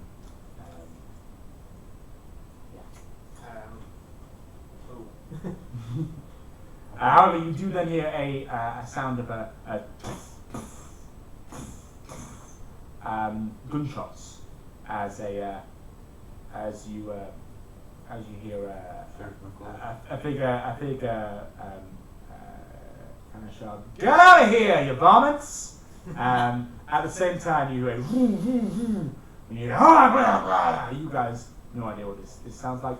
You two can make a perception check, please. See if you can hear what they're saying over the noise of the vehicle. Not a 20. Oof. Oof. Deep in my. 19. Yeah. Okay. So even deep in your thing, you hear, "We have it! Let's go!" And you hear the as the trunk, a heavy-built motorbike, Hell's Angels style vehicle, starts to pull away, and you look up. He is to Grok. You want to Grok. You to kind of inconsolable like this, but you look up and you see this as I said, like Hell's Angels style three-wheel motorbike pull away. You see 1 orc kind of driving it to the front, 2 on the back, 1 with a spear. Looks like he's kind of the chief. He's holding in his hand that wooden chest that you saw being loaded into the mining thing. And the hyenas kind of converge from all over the place. There are definitely fewer than there were before, not even just counting yours. There are others have taken a couple down, but they they start to zoom away. You also watch as you see this guy in a kind of a long kind of leather duster kind of step round with a pistol, and he kind of walks around. He looks up as they're driving away. You see him kind of level his gun, spend way too long. You think that's a shot. You can't make that shot. It's way out of there, and he just goes like, and you watch an orc and a hyena just go and kind of fall off. Tumble to the ground. As there's a no, it's the Lee. It's not. No, it's not. But it's not Clint Eastwood's theme. It's Lee Marvin. Is it Lee Marvin? No, it's not Lee Marvin, is it? Lee Van Cleef. It's Lee Van Cleef's theme, which is spoing. Yeah, so it just goes spoing as he takes a shot, and he kind of looks around and says, "You can all come out now. They're gone." And he starts to stagger back to his. He starts to wander back to his. Come out, dragging one of the dogs. Okay. Doing what? Trying to drag one of these. Yeah, make a strength athletics check, please. Okay. Since you're trying to get there so that he sees that you killed an orc. Yeah. Yeah. So no, because you need to do the speed. Strength athletics. 14. 14 is enough. So yeah, you drag this orc. This guy turns and says, "Good job, stranger. I haven't seen you around these parts before." I've not been around your parts before. There's an awkward pause as he looks at you like, "I'm going to ignore that." He doesn't say it, but he's thinking it. He says, "I'm the sheriff around these parts. My name is Ranulph. Nice to meet you." And he holds you like that. Do my very weak handshake. It's a very kind of you're almost expecting a crushing handshake. He's a fairly big guy. You can see under his kind of leather duster he's actually wearing plate armor, or at least some sort of semblance of modern plate armor. So now that we're at the age of pistols and gunpowder, it's no longer a classic kind of armored suit, but it's more kind of layers of overlocking plates and stuff like that to provide mobility. While still providing protection, so yeah, you feel that it's a strong, confident grip, but it's not the crushing bear grip that you were expecting. Says, "Man, I found you to help us out with this situation. If only there were more folk like you around here, my job wouldn't be so damn hard. Well," and he seems to pull a hat almost from nowhere, puts it on his head and tips it to you and says, "Well, good day to you, son." I tip my giant foppish hat. Yeah, your giant. I see it's a big feather. It does have a big feather. Excellent. Yeah. Of course it does. And he wanders back towards the sheriff things. And you can see now, as you're in the centre of town, there are kind of folks kind of like peering at the doors, and you hear kind of people kind of looking out and stuff like that. What's up? Randolph. Not Randolph. Rengard. What are you up to? You just going back to work? Went back to work, moving things around. Okay, your workbench, your work area has been wrecked by this battle, so you're putting everything better. Gronk, are you still looking after this dead hyena? No, I've got up and I've retrieved my javelin from the other one. Okay, roll a d20 very quickly. 7. It's broken. The impact was enough that it snapped, so you're not able to retrieve that javelin, unfortunately. But yes, you've got up, you've kind of dusted yourself off. You're exhausted, you feel you're drained of thing. Now, does that last? I've taken 1 level of exhaustion. It wasn't a mechanic last time I played it, exhaustion. I will have to remind myself about what it is as well, because I do not have it on my big cheat sheet. But I suspect I think it's about strength checks and things like that. So Right, 1 level of exhaustion. Yeah, do. Oh, I've got it here. Here we go. Disadvantage on it is on my cheat sheet. Disadvantage on ability checks. So any ability checks you take Until the rest. Yeah. Taylor, what are you up to while Canis has dragged this harp up to try and get some kudos? You're watching the dwarf continue to fatten out with his workspace, and Gronk is this harp is. I should point out that none of you, other than you two, none of you know any of your names. So you watch this dwarf kind of faff about with the mechanical stuff. What do you do? On that note, I will walk over to Tanis and offer my hand and say, farewell. And you I will offer my flimsy, Yeah. not so weak, childlike hand back. thank you for your help. I will let you have the ownership of killing that orc. Can you in there? Well, you know. It's what I do. You don't seem to do much else in the way of battle. So, I'm sorry, anything's not spontaneously burst into flame and then not miraculously heal your wounds. for which I'm grateful. That'd be. And then I suggest that we find out more about the show. Seems to know what's going on. I hear these two talking. I walk up and just go, Grook. What? Grook.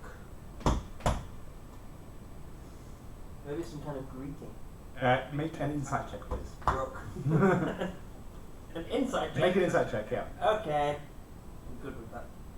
Both of those. No, just hands. 12. Okay, 12. 12, you suspect that Grook might be his name? Okay. Or And I'm he raising might my be eyebrows speaking, towards you. he might be speaking an entirely different language. You know that Grook is not a language in Orc. It's not a word in Orc, so it probably is his name. You do not need to make an insight check because you speak the language. Grook. Grook. His name is Grook. I grab his pot and I don't realise how weak he is. And I'm like, So that's the classic crush. Yeah. Tanis! and my attention shifts towards this dwarf cleaning up the yard who so bravely ran away from the fight. Okay. That's where I'll leave. Okay, you just start looking at this like. People have started to kind of come out of buildings like, oh, what was that? And then you hear a, oh my goodness! And you look around and there's a woman running out of the shop front with the two mining axes and the gold. Harrison's dead! They killed Harrison! Oh! And she starts to weep and you see a couple of people going, oh my god, it's not really good. And people start to go towards the thing, but then one of them kind of stops and kind of looks around like, oh, I don't want to be there. I'll head over there. Harrison might not be dead. Okay, so you head in to check on Harrison. Philo, are you going with him or? I want to know what Grook knows about this dwarf. Okay, so you head into the thing. Let's play this scene first. So Philo and Grok. I'll come up to you. You seem to know the dwarf, the cowardly dwarf. I helped him move the big metal man from my house, and then he ran away. What does he want with the metal man? What does he do? The metal man's got a kid at a farm, and he thinks he's going to get loads of gold from him. So he's trying to steal from him. I don't know. Why was the metal man at your house? Sticks his finger up his nose. Without really noticing what he's doing, he's fishing in his nostril. And staring strangely at you. Excellent. Kind of a plan. He's willing to answer your questions, but he doesn't really get where they're going or what's happening. He's just like, you went to my I'm house. trying to ignore the distaste of things like that. And Philo braves the uncultured nature of Grok. It's got a huge. Oh. wow. He sort of turns away and wanders off across the courtyard. We'll cut back to you. So you stride towards the thing. A couple of the townspeople almost kind of stop like, maybe I should stop people. Make space! Make a space! Okay. A woman says, are you a doctor? I'm better than that. I am a druid. You look like. Where is he? Where's this Harrison fellow? All right. Well, Florence says he's in the he's in the mining headquarters, but like what if one of them's still in there? I am a druid. Okay. And you just kind of, okay, we'll go for it. I'll use Good. thaumaturgy to make my anti-robe logo. So as you walk in, your robe billows out behind you as you step, momentarily silhouetted in the thing. No, I was just rolling for fun. And you see a sight of fair carnage. The clerk you'd seen earlier is lying sprawled on the floor, a giant, his shirt soaking in blood. You, Harrison? You get no response. Make a medicine check. Oh. Okay. If you don't have it, it's wisdom. 6. Oh, he's dead. Yeah, he's dead. But you poke him. You poke right into the wound before you feel that. It's the point where you pull your hand and half your hand is covered in blood now. Like, yeah, he's dead. You look around. Make an investigation check, please.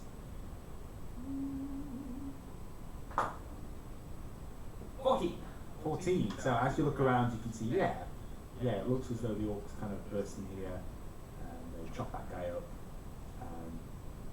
And you notice the counter is all kind of scratched and scuffed. And as you kind of go and look behind it, you see there was a safe built into the wall behind the counter, kind of at ground level. And that it's actually been kind of pulled out the wall. And then the doors look like they're drenched open, everything's kind of been hauled out, and the scratching is probably the force of the whatever is being rushed out. That's what you see has happened. Okay. At this point here, well, you didn't strike me as a scavenger type. And you turn around to see Ranulph standing in the doorway. Sheriff! Is this Harrison? Damn shame. And he wanders over and he leans down. Harrison, glassy eyes, stares back and he does the thing where you move your hand over the thing and his eyes closed. It's like, damn shame. He always said that numbers were his weapon, but it turns out that there's no defense against an axe. What are you doing here, stranger? Well, I was looking for him because somebody said that I thought I'd come and do my thing. I happen to be a druid. Druid? He's very much dead, rather than just maybe dead.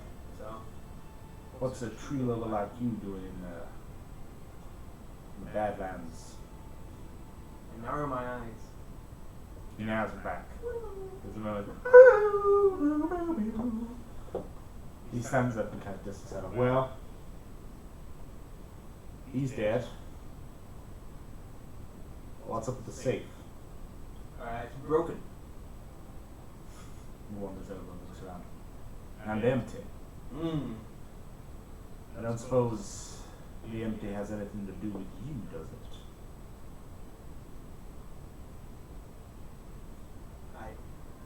Make a show and glance at all my finery. I'm gonna need you to stick around until I can get Lord Redcliffe down here. Like, in here? With him? Down from his high and mighty perch. No, me. Here. With him. In town. Go to the Lusty Prospector. I'll come get you. Take your That's where I was going before. He looks outside. You killed that orc by your lonesome? No. No, I did not. My entourage assistant. Well, you go get your entourage and I will meet you in the Prospector in, let's say, he pulls out a timepiece and it's quite a big kind of crooked, kind of brutal brass piece and things like that. Let's say 35 minutes. Okay. And there's a click as he appears to start a timer. I will see you then. Is this some kind of like reward for the orc thing that He has gone. I'm going Yeah. after it. He's like, he turns around and says, there will be a reward for killing the raider. Cool. There will be justice for stealing the barns. He gives you a look. And he turns and walks away. Do not leave town, as he says as he goes. Can I see any of them? Can I see Taylor? Well, if you would go out and you look down the road, you can see these two are still kind of sat having a really awkward conversation at the kind of the front of the road. You can't see the dwarf. I'll run towards these two. Okay, so you get Yeah, the dwarf, he gets no reward. you dash over to these two. Hey! So I imagine that's the same time as I've broken the conversation. Oh yeah, that's you. That's the point where you're staring off at the dwarf. Yeah. Chewing your bogey, yeah. And looking across, because I'm striding across and wanting to grab you on the shoulder. I'm going to say front door, as if to remind him that he's still got to repair my front door. Oh, And okay. I'm going to say shovel, and I'm going to assume he knows that I want a shovel to bury the animals that I've killed. Okay. I don't give any indication. So you It's like have front door shovel. you feel a clamp on your shoulder, front door shovel. I'll repair your front door. Shovel. One round the back over there. Help yourself. So you head round the back. At this point, I should point out that Johan, your employer, comes out of the main thing and says, "What happened here? What's all this? Like what? Have you fixed that mining equipment yet?" Yes, I fixed that mining equipment. Despite the orcs, yes, you're right. What's going on? As he watches Grook walk back with the shovel and I assume just start digging. Right where they are right now. Just right in the mud. That's the work. Why is he digging up the workspace? What is this? What's going on? I believe he's burying the dead. He's burying the dead. You can't bury the dead in my workstation. Right, this is a place of business. It's not a cemetery. Cemetery's further down the lot. Orc, Huh? I'm afraid my boss says you can't bury things here. Look, pal. I mean, this guy walks up to you. Now you're a good 6'4", aren't you? Yeah. He's about 5'8". Alright. So he staggers it, he warms it, he's kind of on it, he looks at you and says, "Look, pal, this is my place of business. You can't just bury things here. This is, I work here. I need this space." And it looks like he's not listening, Yeah. but he's processing the information. Okay. So he stays silent for the moment until the guys, I don't know. The guy goes, hey, you, hey, and he starts to click in front of your face. And that's when I start processing the last thing, and I just grab the front half of the hyena I chopped in half, Yeah. and start to pull it away, but unfortunately it just leaves. It leaves the back. Yeah, and everything There's a else moment where inside. Yeah, there's a moment where part of it starts to go, and then there's like, Yeah. and it starts to drag away. And I pull it towards the gate, the front half, leaving most of the lungs and the entrails and the sloppy. And you guys, you've rushed over to Phalo as Grook starts to drag this hyena. What's going on over here? Hey! What happened in it? There's a thing, the guy's dead. What then? The Harrison guy, Right. Oh crap, he's thrown somebody. totally dead, could not save him at all. Big hole, put my hand in it. Oh, you put your hand in it? See if you were dead. This is a medicine, don't worry yourself with it. It's a medical thing. And then the sheriff came in and was like, "Hey, are you stealing the stuff from this clearly broken safe?" No, because I have lots of money, look at me in my finery. And we sort of glanced at each other, did a scary thing, ooh. And then he said, "Meet me in the pub." And I said, "Is there a reward for killing the orcs and stuff?" And he's like, "Yes, meet me in the pub with your entourage. That's you guys. You get paid." So dragging the thing. You are dragging, you just drag it straight past it. I said, "Here's your reward. But paid clicks. Paid." Okay. Yeah, 30 seconds though. It's 30 seconds. So you get 30 seconds down the road, and it's like, Paid. Money. We're going to be in the lusty, the lusty prospector. that place. Well, we were going there anyway. Which one I said here? Brooke, you hear a page. Any reaction there? I'm more concerned with what happened with the safe It's broken. and the bonds. Gone, but not in my trousers. You point out, and I will point out that he is dwarf, so he is more or less just a height. Yeah. Yes, I can see that. Thank you. I see that. There's something in there, I can tell. Yeah. I need to get those bonds back. Some of that is a Johan. Well, come to. What? No! What's going on? Like, are you fixing this? What's going on? Who's this guy? He's my boss. Where were you? I'm not your boss, I'm your boss! Whatever you say, Johan. I'm a respectable small business owner. Small business owner you certainly are. Harrison died and he didn't pay his bill. We need to find out why. It's about that moment I've realised I've heard the word paid. Yeah. Paid? Yeah. Well, if he's dead, he's not going to pay it, is he? Well, precisely. So we need to find out who's got the wage, who's going to pay us. Well, You're the business owner. It was for the counting machine, right? That's right. Well, then it should be the mining company that pays for it, because it's the mining company that the machine was owned by. So that's fine. We'll just go ask Lord Redcliffe. You know, he's got money. The kingdom and the Republic pay him all the time. In fact, he just got a shipment today. You're definitely not getting paid. I didn't even know you were here. He's just turned up. I didn't join the battle. Says you. Battle? Send Hold some on. people. Battle? Yeah, hyenas, orcs. Yeah, battle. Okay. Hold on. And Harrison's dead? Is that related to the battle? And then I woke up, that's when I get into the thing, I goes, there was a bottle? Like a question. Look. Tall guy. Yeah. I need to... You! Elf? Partly. Partly elf. What is going on? I was in my workstation doing some accounts, and you know accounts take me a bit of time. It's a lot of numbers. It's very busy. Did you not hear what was going on? I've got a light beam focus is what I've got. A sunbeam focus. He was asleep. I was not asleep. He was asleep. What has happened? So some orcs came to town Okay. with some really big ass hyenas. Right. We have killed some of them. They're Okay. entirely big, not just Not that. he hasn't. He did nothing. I'm not a fighter. Why should I have been? Yeah, I don't play him for his fighting skills. I play him for his fixing skills. So why should we take you? Why should we tell you what's going on? Because you killed all these hyenas and orcs in my yard. This is my yard. Because we were in your yard.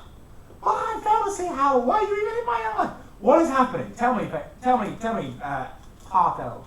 Tell So according to this purple child, he says that the sheriff has told him we have to meet him because some things have been taken. I assume that's what you're talking about with the Some chest. things have been taken From a chest from a chest. by orc and hyena people. Hyena people. No, just the big hyenas. Okay. What? What? It's just safe. Right. We're safe. Taking the bonds, Johan. They've taken the bombs. Yeah, I told you. But that's how we would get paid. They're not in my pants. All the mining equipment. That's how that's been paid. Respectable small business owner. You've Well done. got to do something about this. Okay, look. You know what? This is your job. I'm delegating. I'm delegating You to always you. delegate. Rengard, I'm delegating to you. Well, you know what happens? It goes down the line, Rengard. Down the line to someone below you. Is that a sizist remark? Yes, it's a sizes remark, he says. Why do you even work for this guy? I don't. I have to. Look, he lets me use the workstation. So look, you go with these guys, go meet the sheriff, find out what's going on, get us paid. But no share of the reward. Fine, whatever. I'm not asking for that. You just want your wage. Now I have to be there in 35 minutes from some time ago. Minute. Well, let's go. Minutes. What is minutes? Johan throws his hands up in desperation and storms off. What do you think? Head towards the lusty Yeah. prospector. So you head towards the Lusty Prospector. I should point out that the Lusty Prospector, to pick up the road, it's on the crossroads. It takes up a whole corner. and it's got that classic one where the swing doors are right on the corner there. And as you come up, a couple of guys kind of come out and they haul this orc, just like throw him out into the street. A couple of this, and they go back in. And there's a moment of pause, and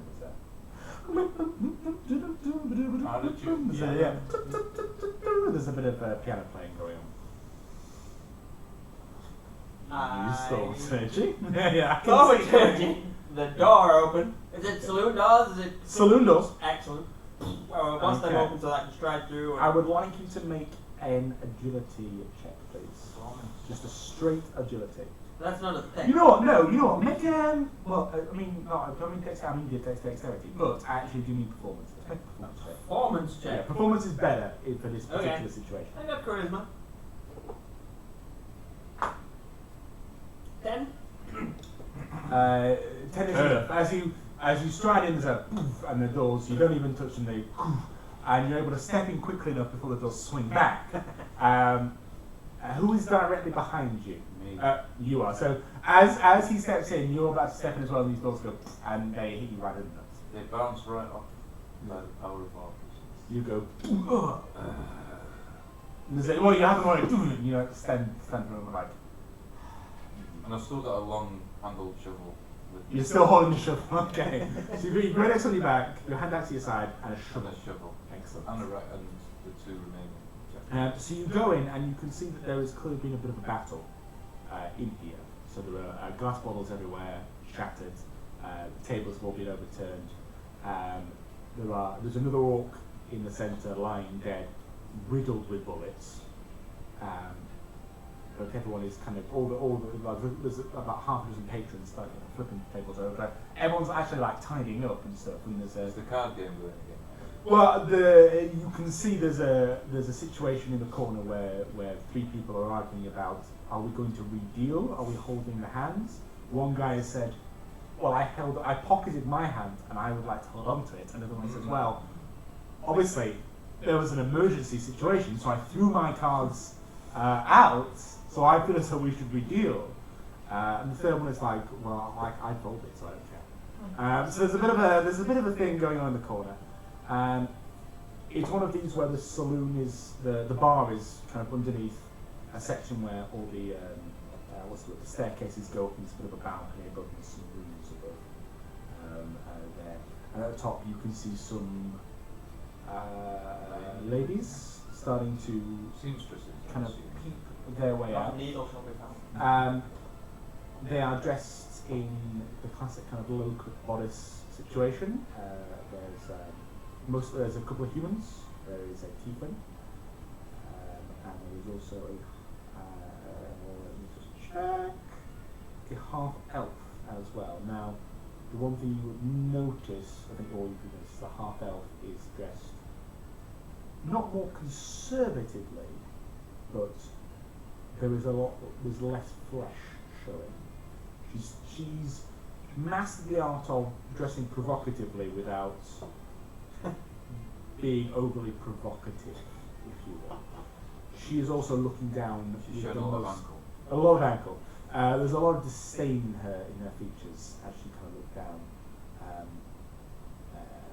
And you can see some of the girls are kind of starting to move down, and she's like, just let them settle before we go back down. Behind the bar, there's a tiefling, almost pitch black in his features, and he's messing around with his rifle, blowing it off, reloading it, checking the thing. He looks up. There's a moment. Get you a drink? And he kind of turns around and puts the rifle back on like a couple of hooks above the bar. What can I get you? Sure, I'll take a drink of whatever it is people drink around these parts. At that point, I'll come barging through the doors. We drink ale. Normal people drink ale. Mycroft, ale. Rengard, you are, I think, the only dwarf in the town. I, of course, have an ale ready. Yeah. As soon as the orcs attacked, I poured an ale. I think I've got a special taller stool that I made. Yeah. Well, it's a stool, but it's got some steps up, so and no one sits on it because they know that it's your stool. So, you just pop it on his tab, that'd be great. The tables with Mycroft looks at you and like say, No. We'll funnel it I through don't to even know expenses his for name. saving Johan's business. Put it on Johan's tab. Yes. Johan's tab. That's right. First Make thing I've agreed with all I'd like you to make a persuasion check. No, just you with advantage because he's aiding you. With advantage. And also because Mycroft does not like your hands. Are the tables provided with cloths upon them? Excellent. There are no costs. So I'm looking at 21. He goes, your hands tab. What do you want? What? A drink. Yes. Hold on. And he starts to turn around and go. It's alright, because I'm leaking, and there's like gold green. He's, Rengard, he's with you? Oh, Sort of. I know his name. do that. Well, that's good enough for me. I don't know what it means, so I just sort of look away. What do you, I can fix that. And I hand my hand out like I'm expecting some bandages or something that can. No, give me the hurty bit. And it's a big. I pull my. It mouth shoots like jaw chop. through like. teeth While marks this is and going ribs, on, flesh. he turns this dark teeth and turns to you. Drink, miss? Yeah, whatever the dwarf said. Well, I have to hold up one eye. There's only one. Everyone else has like a whiskey. But yeah, sure. And he turns and he starts to pour. Bring on your hands, Cat. And he turns and starts to pour. Cast You me just yours. yeah, go for it. My last. Your last spell. Your last spell. Now you get him on the long rest, yeah? Yes. Hmm. But I can do something to regain some. Okay. But What do you, I've got slots left to burn to regain. So yeah. Get 9 back. Oh wow! I stumble back, fall my ass, and look at you with like wonder as all the fleshness together. There's the whole thing. Yeah. And there's kind of green pulsing energy as well, which aesthetically you appreciate. I'm like, thank you. I'm thinking. I hold up my hand again to shake your hand. Here's ale for you, whiskey for you, and Water. I wouldn't drink the water. I tell you what. I mean, you hear he kind of goes round the back, and you hear this bit of quiet sort of comes back and he says, "Have some blue milk," and he gives you some blue milk. Just down. It's cold and refreshing. Oh, It's real nice. We don't know why it's blue, but it just stays cold. So it's good. Yeah. and he nods with his brand new blue Yeah. moustache. If you wouldn't mind, you want to take if you want to sit down, there's plenty of tables. I mean, you'll have to stand some up. Hey, Mitch, keep playing. Yeah, I got it, man. I'm going to walk into the centre of the room Yep. and continually keep casting thaumaturgy. Just don't take any power to stand the table up. No, maybe not the tables, but start lifting glasses. Okay. So you start to kind of sweeping stuff out you the start door. to kind of Roomba your way across the thing, just clearing stuff up. It's like I'll start relighting candles and torches and stuff that You may. become a yeah. You Matilda your way across the thing. It's like, well, I appreciate that. Thank you. So, what brings you to town? I mean, they're not with the Raiders, are they? And he starts to turn around for his rifle again. They're not with the Raiders, are they? I'll thaumaturgy off its hooks. Clunk. Oh, well, as you do it, he thaumaturges back on the roads. So he goes, up. Point to the sign. So, no shoes, no socks, We'll stay away. no thaumaturgy. Nice. Druid craft the wood that the bottles are fixed to make it bottles fall. Thaumaturges back on. Swap it. As much fun as I'd like it would be to see you shoot them, Mycroft. I have to admit that no, they're not with the Raiders. They killed some of them. Oh, well, I'll tell you what then. Have another round on your hand's tail. And he starts to whistle around. When you finish, I'll get ready. starts to bustle. Round for the whole tavern on your hands, tab. Round for the whole tavern on your hands, tab. Make a persuasion check with advantage. Brooke wanders off to find his urinal. Okay. 12. 12 is high enough. Yep. Round your hand! And the kind of half a dozen people are like, yeah, round your hand. Yeah. There's a bit of a muttering as he starts to pull out. In the corner, the poker standoff has become slightly more tense as one's like, I feel we should keep our hands. And the one's saying, well, I think we should withdraw. And there's a moment where they're sort of, they're not yet trying to kill each other, but it's going that way. Like, Rengar, you've seen this a couple of times, not from these players, but from the general situation, like, people wander in, poker games get going, something unusual happens, which is not that unusual, but it ends up one of them dead. Or the sheriff comes in and kills both of them. So so this is not an unusual situation. What you do know is the fallout of it is very limited. No one tends to shoot anyone else unless by accident. So you can probably, Rengar, you know that you can probably ignore this and it will resolve itself one way or another, basically. So you take your drinks, you take a table, you sit down somewhere. Yeah. So you're all sitting down. Grunt comes back from the toilet. Doesn't sit down. He wanders straight off with his shovel and walks out the door without thinking about it. Okay, so he just wanders off shovel-based direction. Paid! You three. So yeah. Well, I assume he's going to hear that like 5 minutes. Paid. Well, Paid. What happens over here? What do you think? Is there a clock in this? There is no clock. Don't know. What did our good sheriff say? Is it 35 minutes Until what? till he would be here? Okay, what's him to pay you? Well, I mentioned reward. He said yes, there's reward, and then he said something about me stealing the bonds. You stole the bonds? And I said I'd be here. Oh, okay. He didn't steal them. He doesn't have it in I there. didn't steal the Well, bonds. I know they're not I just in happened to be there, and the safe was broken, and I had my hand in the dead guy, and just Are you sure you're medically trained? assumptions were made. Well, I'll wait for our esteemed sheriff. You sit for a moment in slightly awkward silence. Tying over the Isn't he idea of whether outside? to go to join the car came out. Isn't he your people? He said, did you also be your people? No, Your people? no, my druids. Looking for druids. So not your people. No. Your people. Yes. You're a druid? Yes. Ah. Yeah, as a wizard and an intellectual, druids are the weird hippie version of he's the hippie you went to college with, who dropped out after 1 year to And his room smell. oh, smells real weird. That's your experience with druids.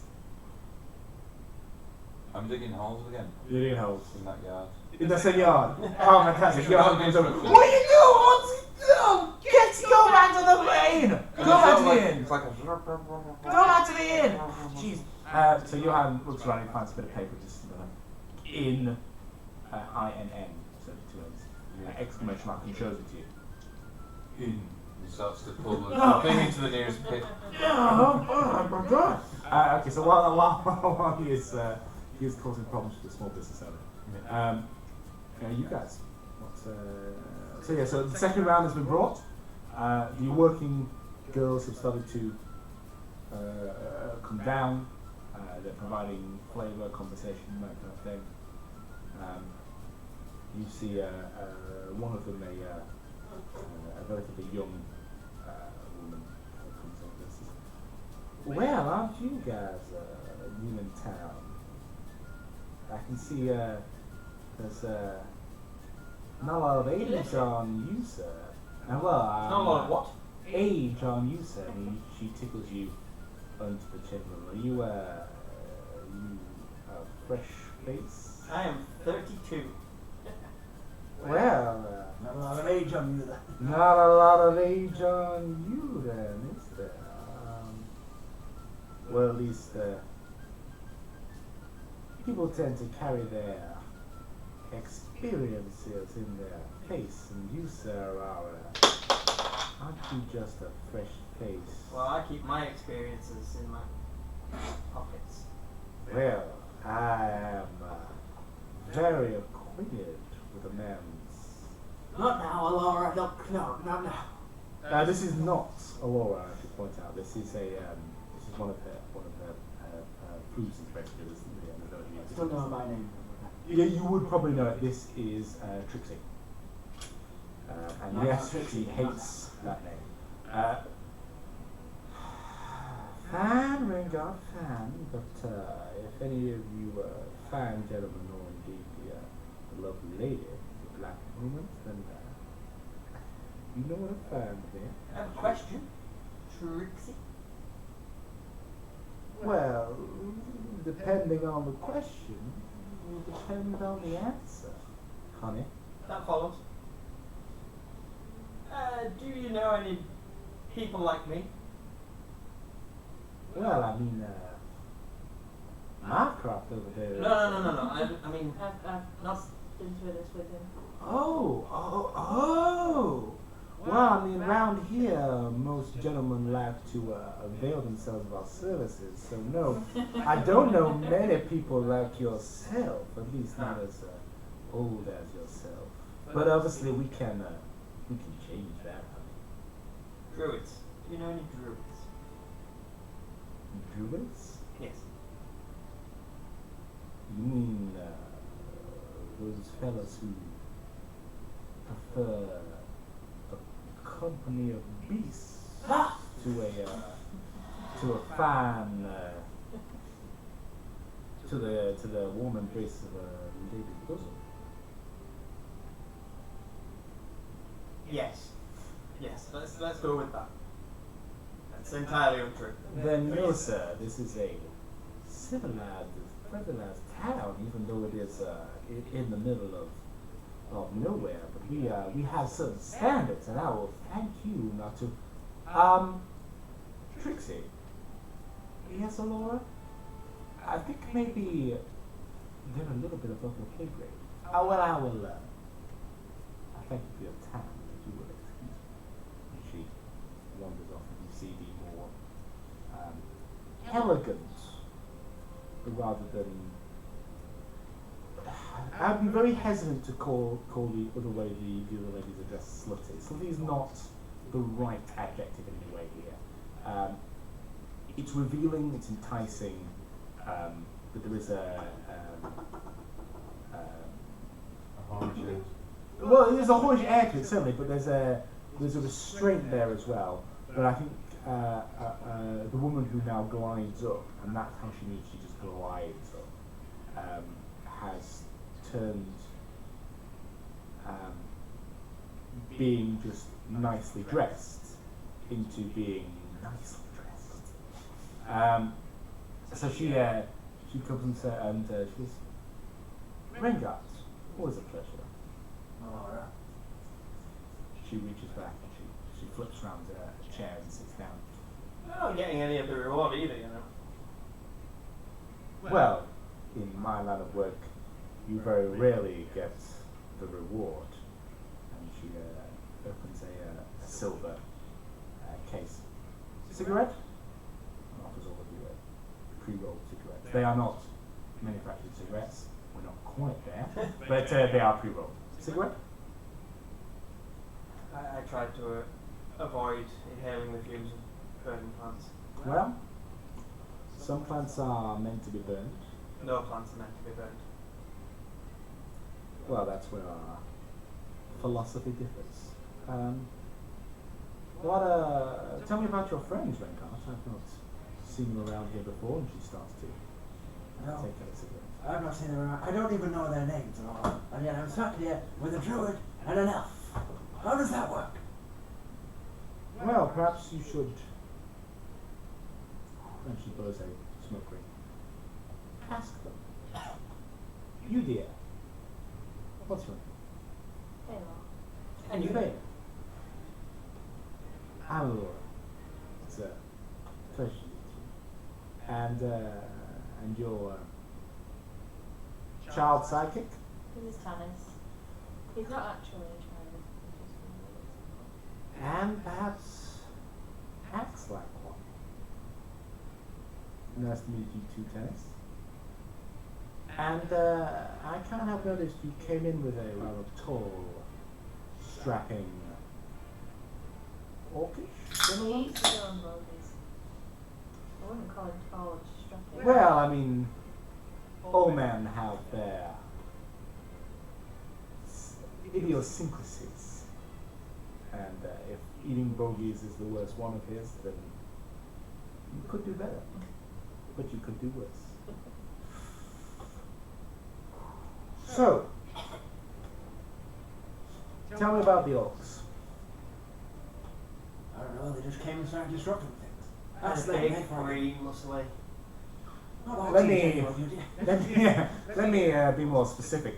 Tell me about why the orcs came today and they disrupted my business.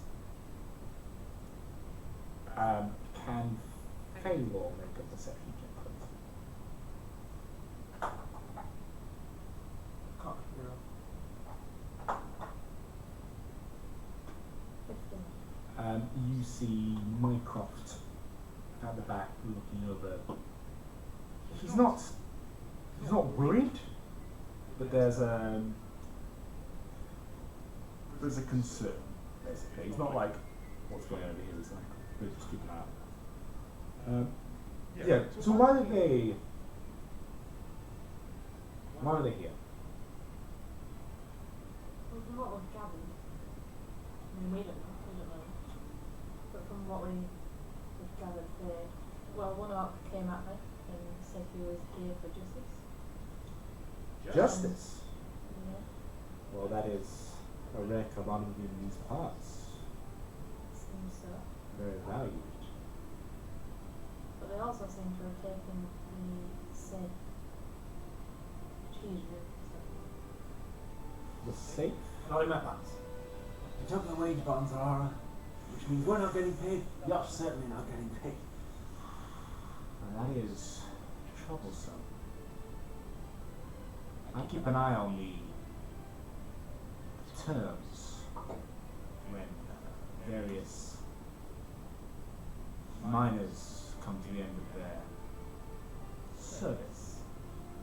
And this end of the month, there was a good 30 or 40. I was expecting a bit of a windfall. Without those bonds,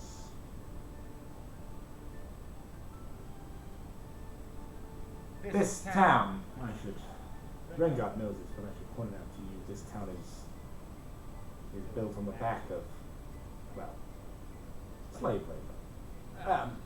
Convict labor.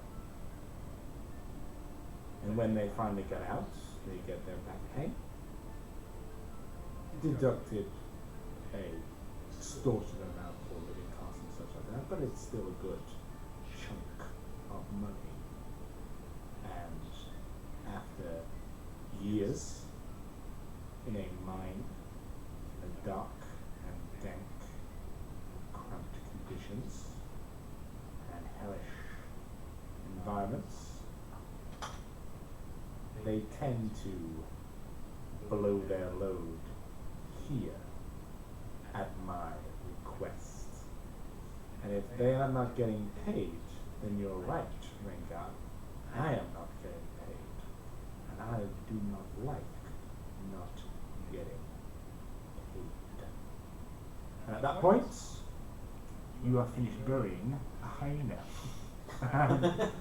So you've kind of passed this, and you try to make it as fast as possible. You have not made it as fast as possible. There is a good, solid, like half a foot or a foot width And he's of still map. shouting at me. Oh yeah, Johan has, without a doubt, shouted at you continually for the good 10 minutes that you have been burying this hyena. And so I just take notice of all the things I've been saying. I'm like, oh, sorry, had to be done. And I stick the shovel on the top of the pile Okay. in Project Headstone and start wandering back to the Now, thing with him. I'm going to point it out. Now, I'm going to put it out, and I'm not going to point it out yet. I'm going to point it out later, as Gurk would realise it. So you wander back to the tavern. Yeah. Yep. As you are walking up, a gentleman kind of sauntering next to you. He's wearing a long leather kind of greatcoat and some heavy armor. Says, "You're not with the raiders, are you?" I carry on walking. He's matching pace with you. So I'm going to take that for a no. I do that. Good. And you and at that point, and at the same point where Alora is mentioning that she is not happy about not getting paid, the doors swing open, and Grook and the sheriff step in, and at that exact moment, from the sheriff's pocket, there is a ding, ding, ding, ding, ding, ding, ding, ding, ding, ding. He takes out his watch and goes, puts it away. You, Tess, Yes. this is your entourage? Yeah. That's them. This is they, not him. Alora, are you... Oh no, she obviously just did. I'm just making conversation, Ranulph. Maybe let's keep it that way, Alora. Rengard, what are you sitting here for? I don't really know, but the bonds have been taken. We need to get paid right off. So how do we get it back? It's your job. If you hadn't been at the bottom with our whiskey, maybe they wouldn't have been taken. There's a pause as he just looks at you.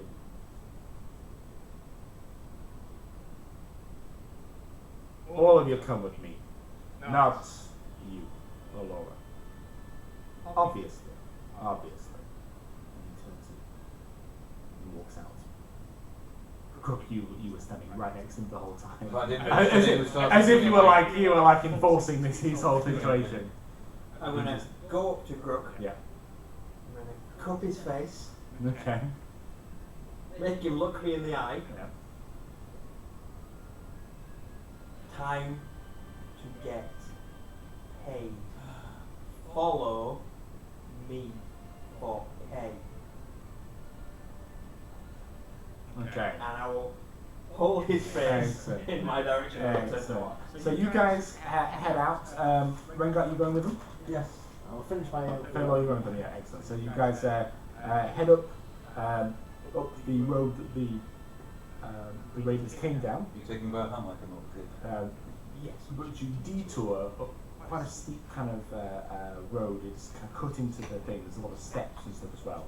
As it detours up to the top of the Redcliffe and the manor house. At this point, you realise there's a second hyena you haven't buried yet. Alright, which one did I bury? The one You buried the one you cut in half. There is a second hyena. The first one you killed is still there. Alright, so I Yeah. just turned with it still holding my hand. I'm walking back down the hill. I'm going to need you both to make a strength check. Strength athletics check, please. Yours at disadvantage because you are exhausted.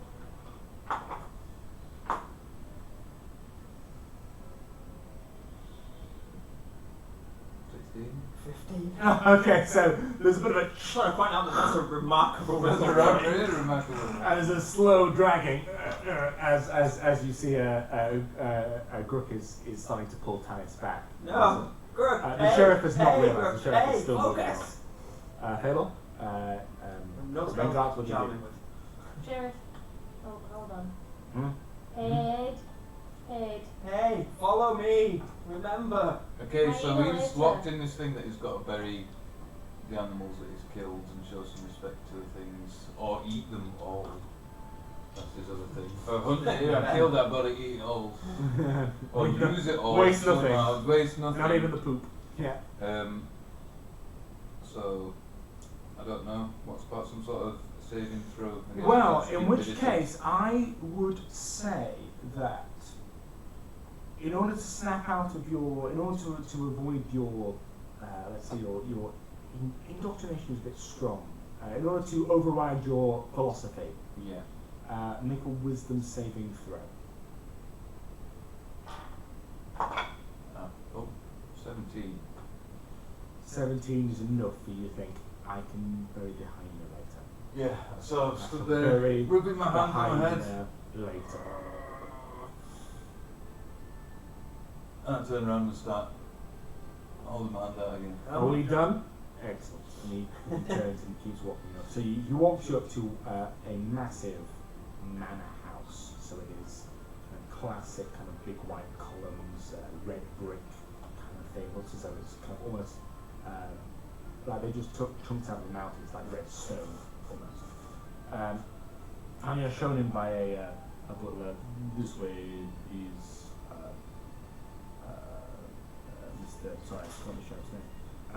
This way, please, Mr. Machino, and you guys through into a sitting room where there's a big fire. There's a massive portrait of a man, big kind of mutton chops, sitting there like one of these kind of staring off into the little distance, a titan of industry kind of thing, and you only have to wait for a moment until his replica comes in through one of the side doors. You can tell he's not the same person. It's close, but it's not the same person. A little thinner, a little bit more worried, panicked, and some of that might be artistic license. The big thing is that he does not have the mutton chops. He's trying, but he doesn't have them. So it's just wisps, it's just here, kind of very jagged, crappy mutton chop wisps. And he comes in so these are the heroes of the hour. They are the potential suspects, Harold. Please, Lord Redcliffe.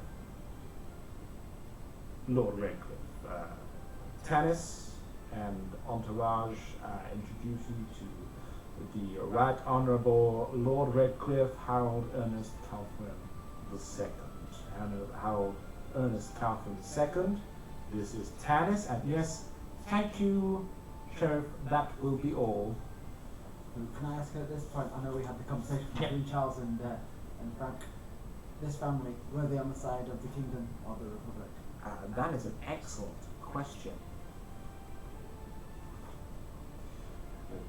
What you know, make a history check, because this is not something that is well known.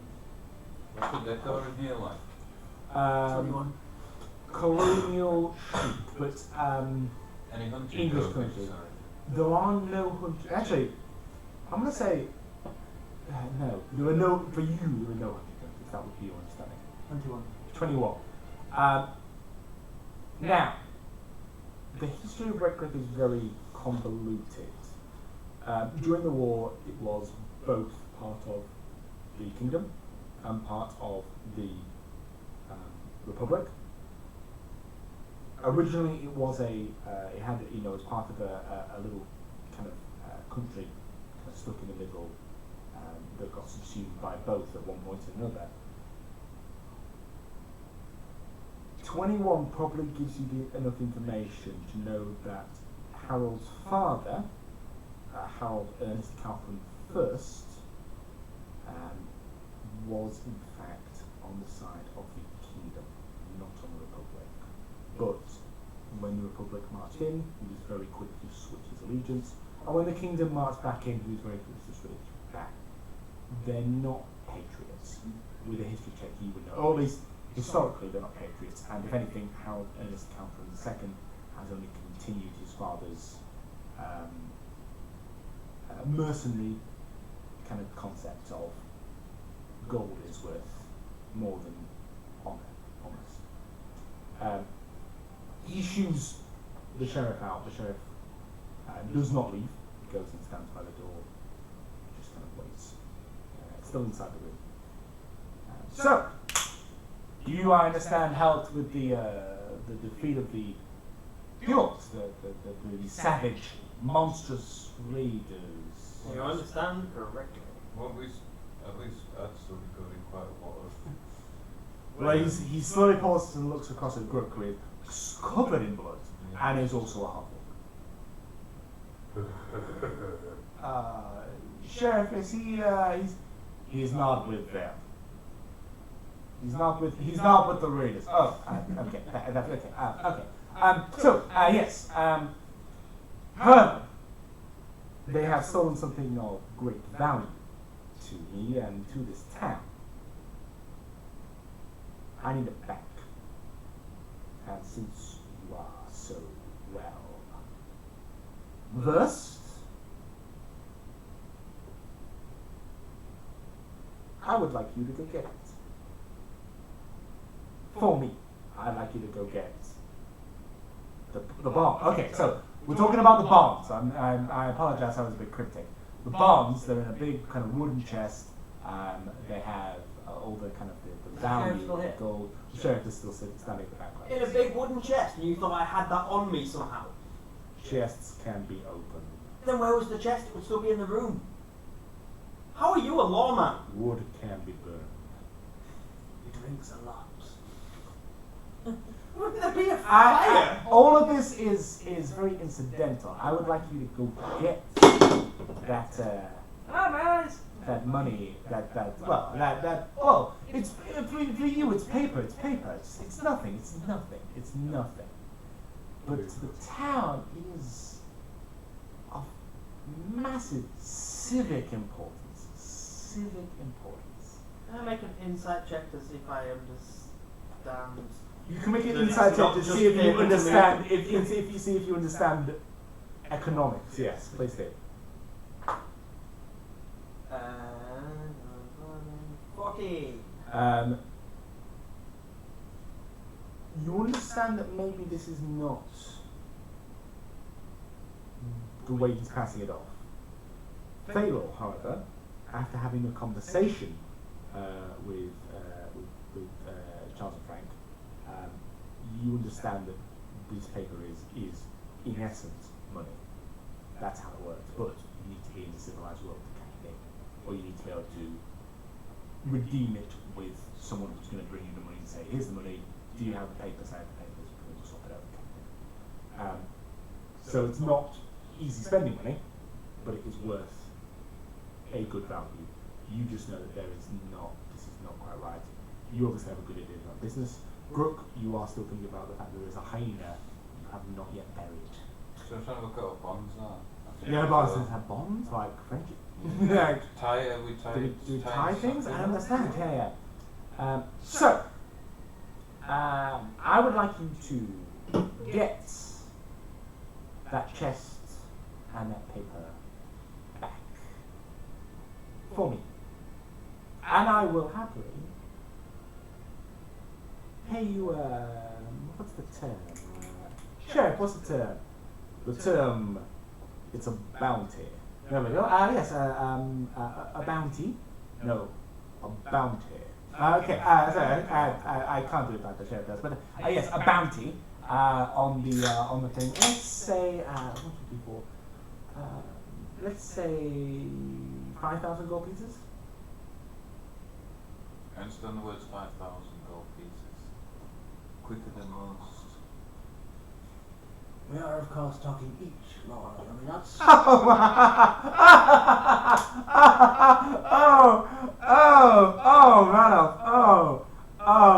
I thought dwarves didn't have a sense of humor. They don't. He's being serious.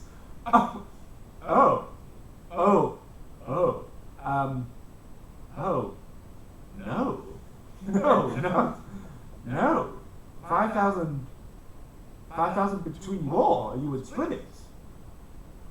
Was that not sure? Was that not clear? That was perfectly clear. He is being very dwarvish about it. Okay.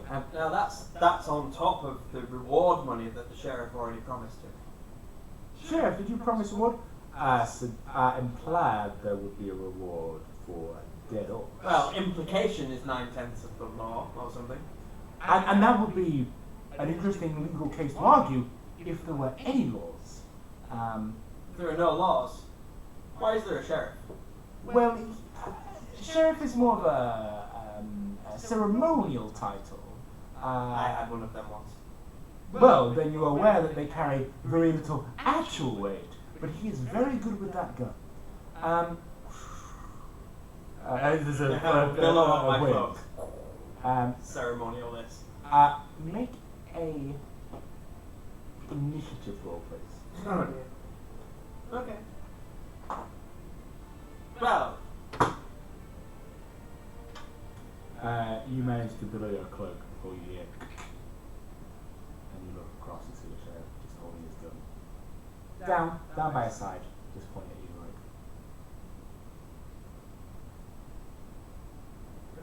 I think we can. I think we can do some sort of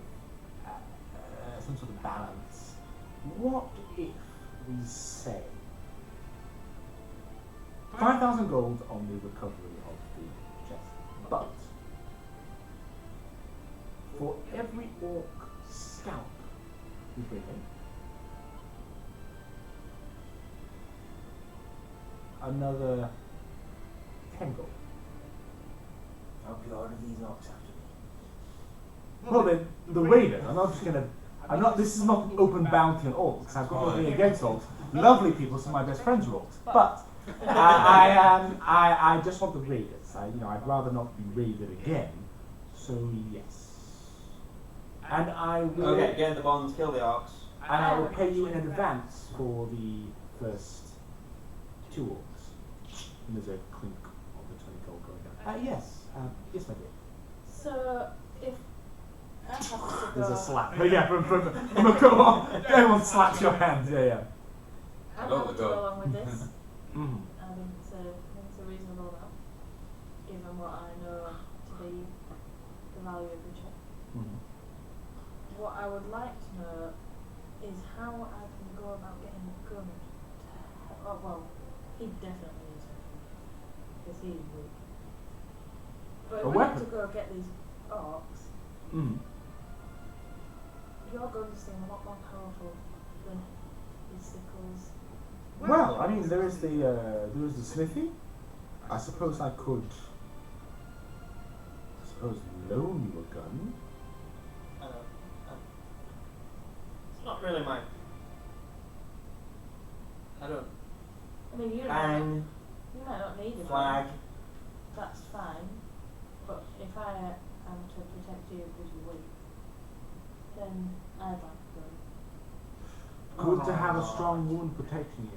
Should not transform in that. Yes, I think we can probably get you I probably can lend you a gun. Sure. Do we have a rifle or something? I can probably find a rifle if that's what's required. Excellent. Well, yes, I think we can probably get you a rifle and let's say 20 rounds or so. You're Rengar, yes? You live in the town. You're something like you're a mechanic, yes? Yes. You're a mechanic? I'm an engineer. Well, you fix the dragon forge, the dragon breath engines. Would you like a gun as well? No, my lord. Okay. Not like a gun. No gun for you then, and I just got distracted by my unburied flow again and stood up. no gun for you. Pocketing the 20 gold. Turning towards the door. Well, I guess that means you've taken the job. Excellent. Well, let's see. What time is it? It's about 12:30. Okay, so it's about 12:30. You can set off immediately. I mean, we don't want them to get trailed to get cold. That's as I open the Do we? So yes. Good luck, and I will have the money on your return. But I would make haste. They've got a good half an hour start, or a good hour or so start on you. That's your cue to go. As you can go now. Bye. And he waves, and there's a moment when the sheriff kind of. I'll Thank extinguish all you. the lanterns and candles. Thank you, Lord Redcliffe. After me, and he opens the door that Grook has just kind of let happen, some light spills in. Run down the hill after Grook. Okay, yeah, so you guys, Grook is plodding along and Get back here, you focused on green-skinned doing this. bastard. You are dashing afterwards, like, oh, I've got to go. You two, you just kind of like He's got my money. That's what wandering along after them, like. So yes, there's a moment as these two kind of run down where you guys are walking next to each other, and you kind of. I'll tell him to run off before we go. Let's go. Run off whilst we're gone. Try and stay on your whiskey long enough to keep the town here, and we still get back. That would be nice. He just sighs. Get going. Come on, Elf. You're the only one going to be fighting anyone anyway, so let's go. I'll just follow him. And you head off as you head down to the down the road as the sun just passes its zenith, beating down on the town of Redcliffe. And we will stop there for the evening. So thank you very much. If you like the show, please do follow us. You can donate as well. There's a donate button on the LD3D website, and yeah, join us again for the thrilling conclusion or continuation of the story of Redcliffe.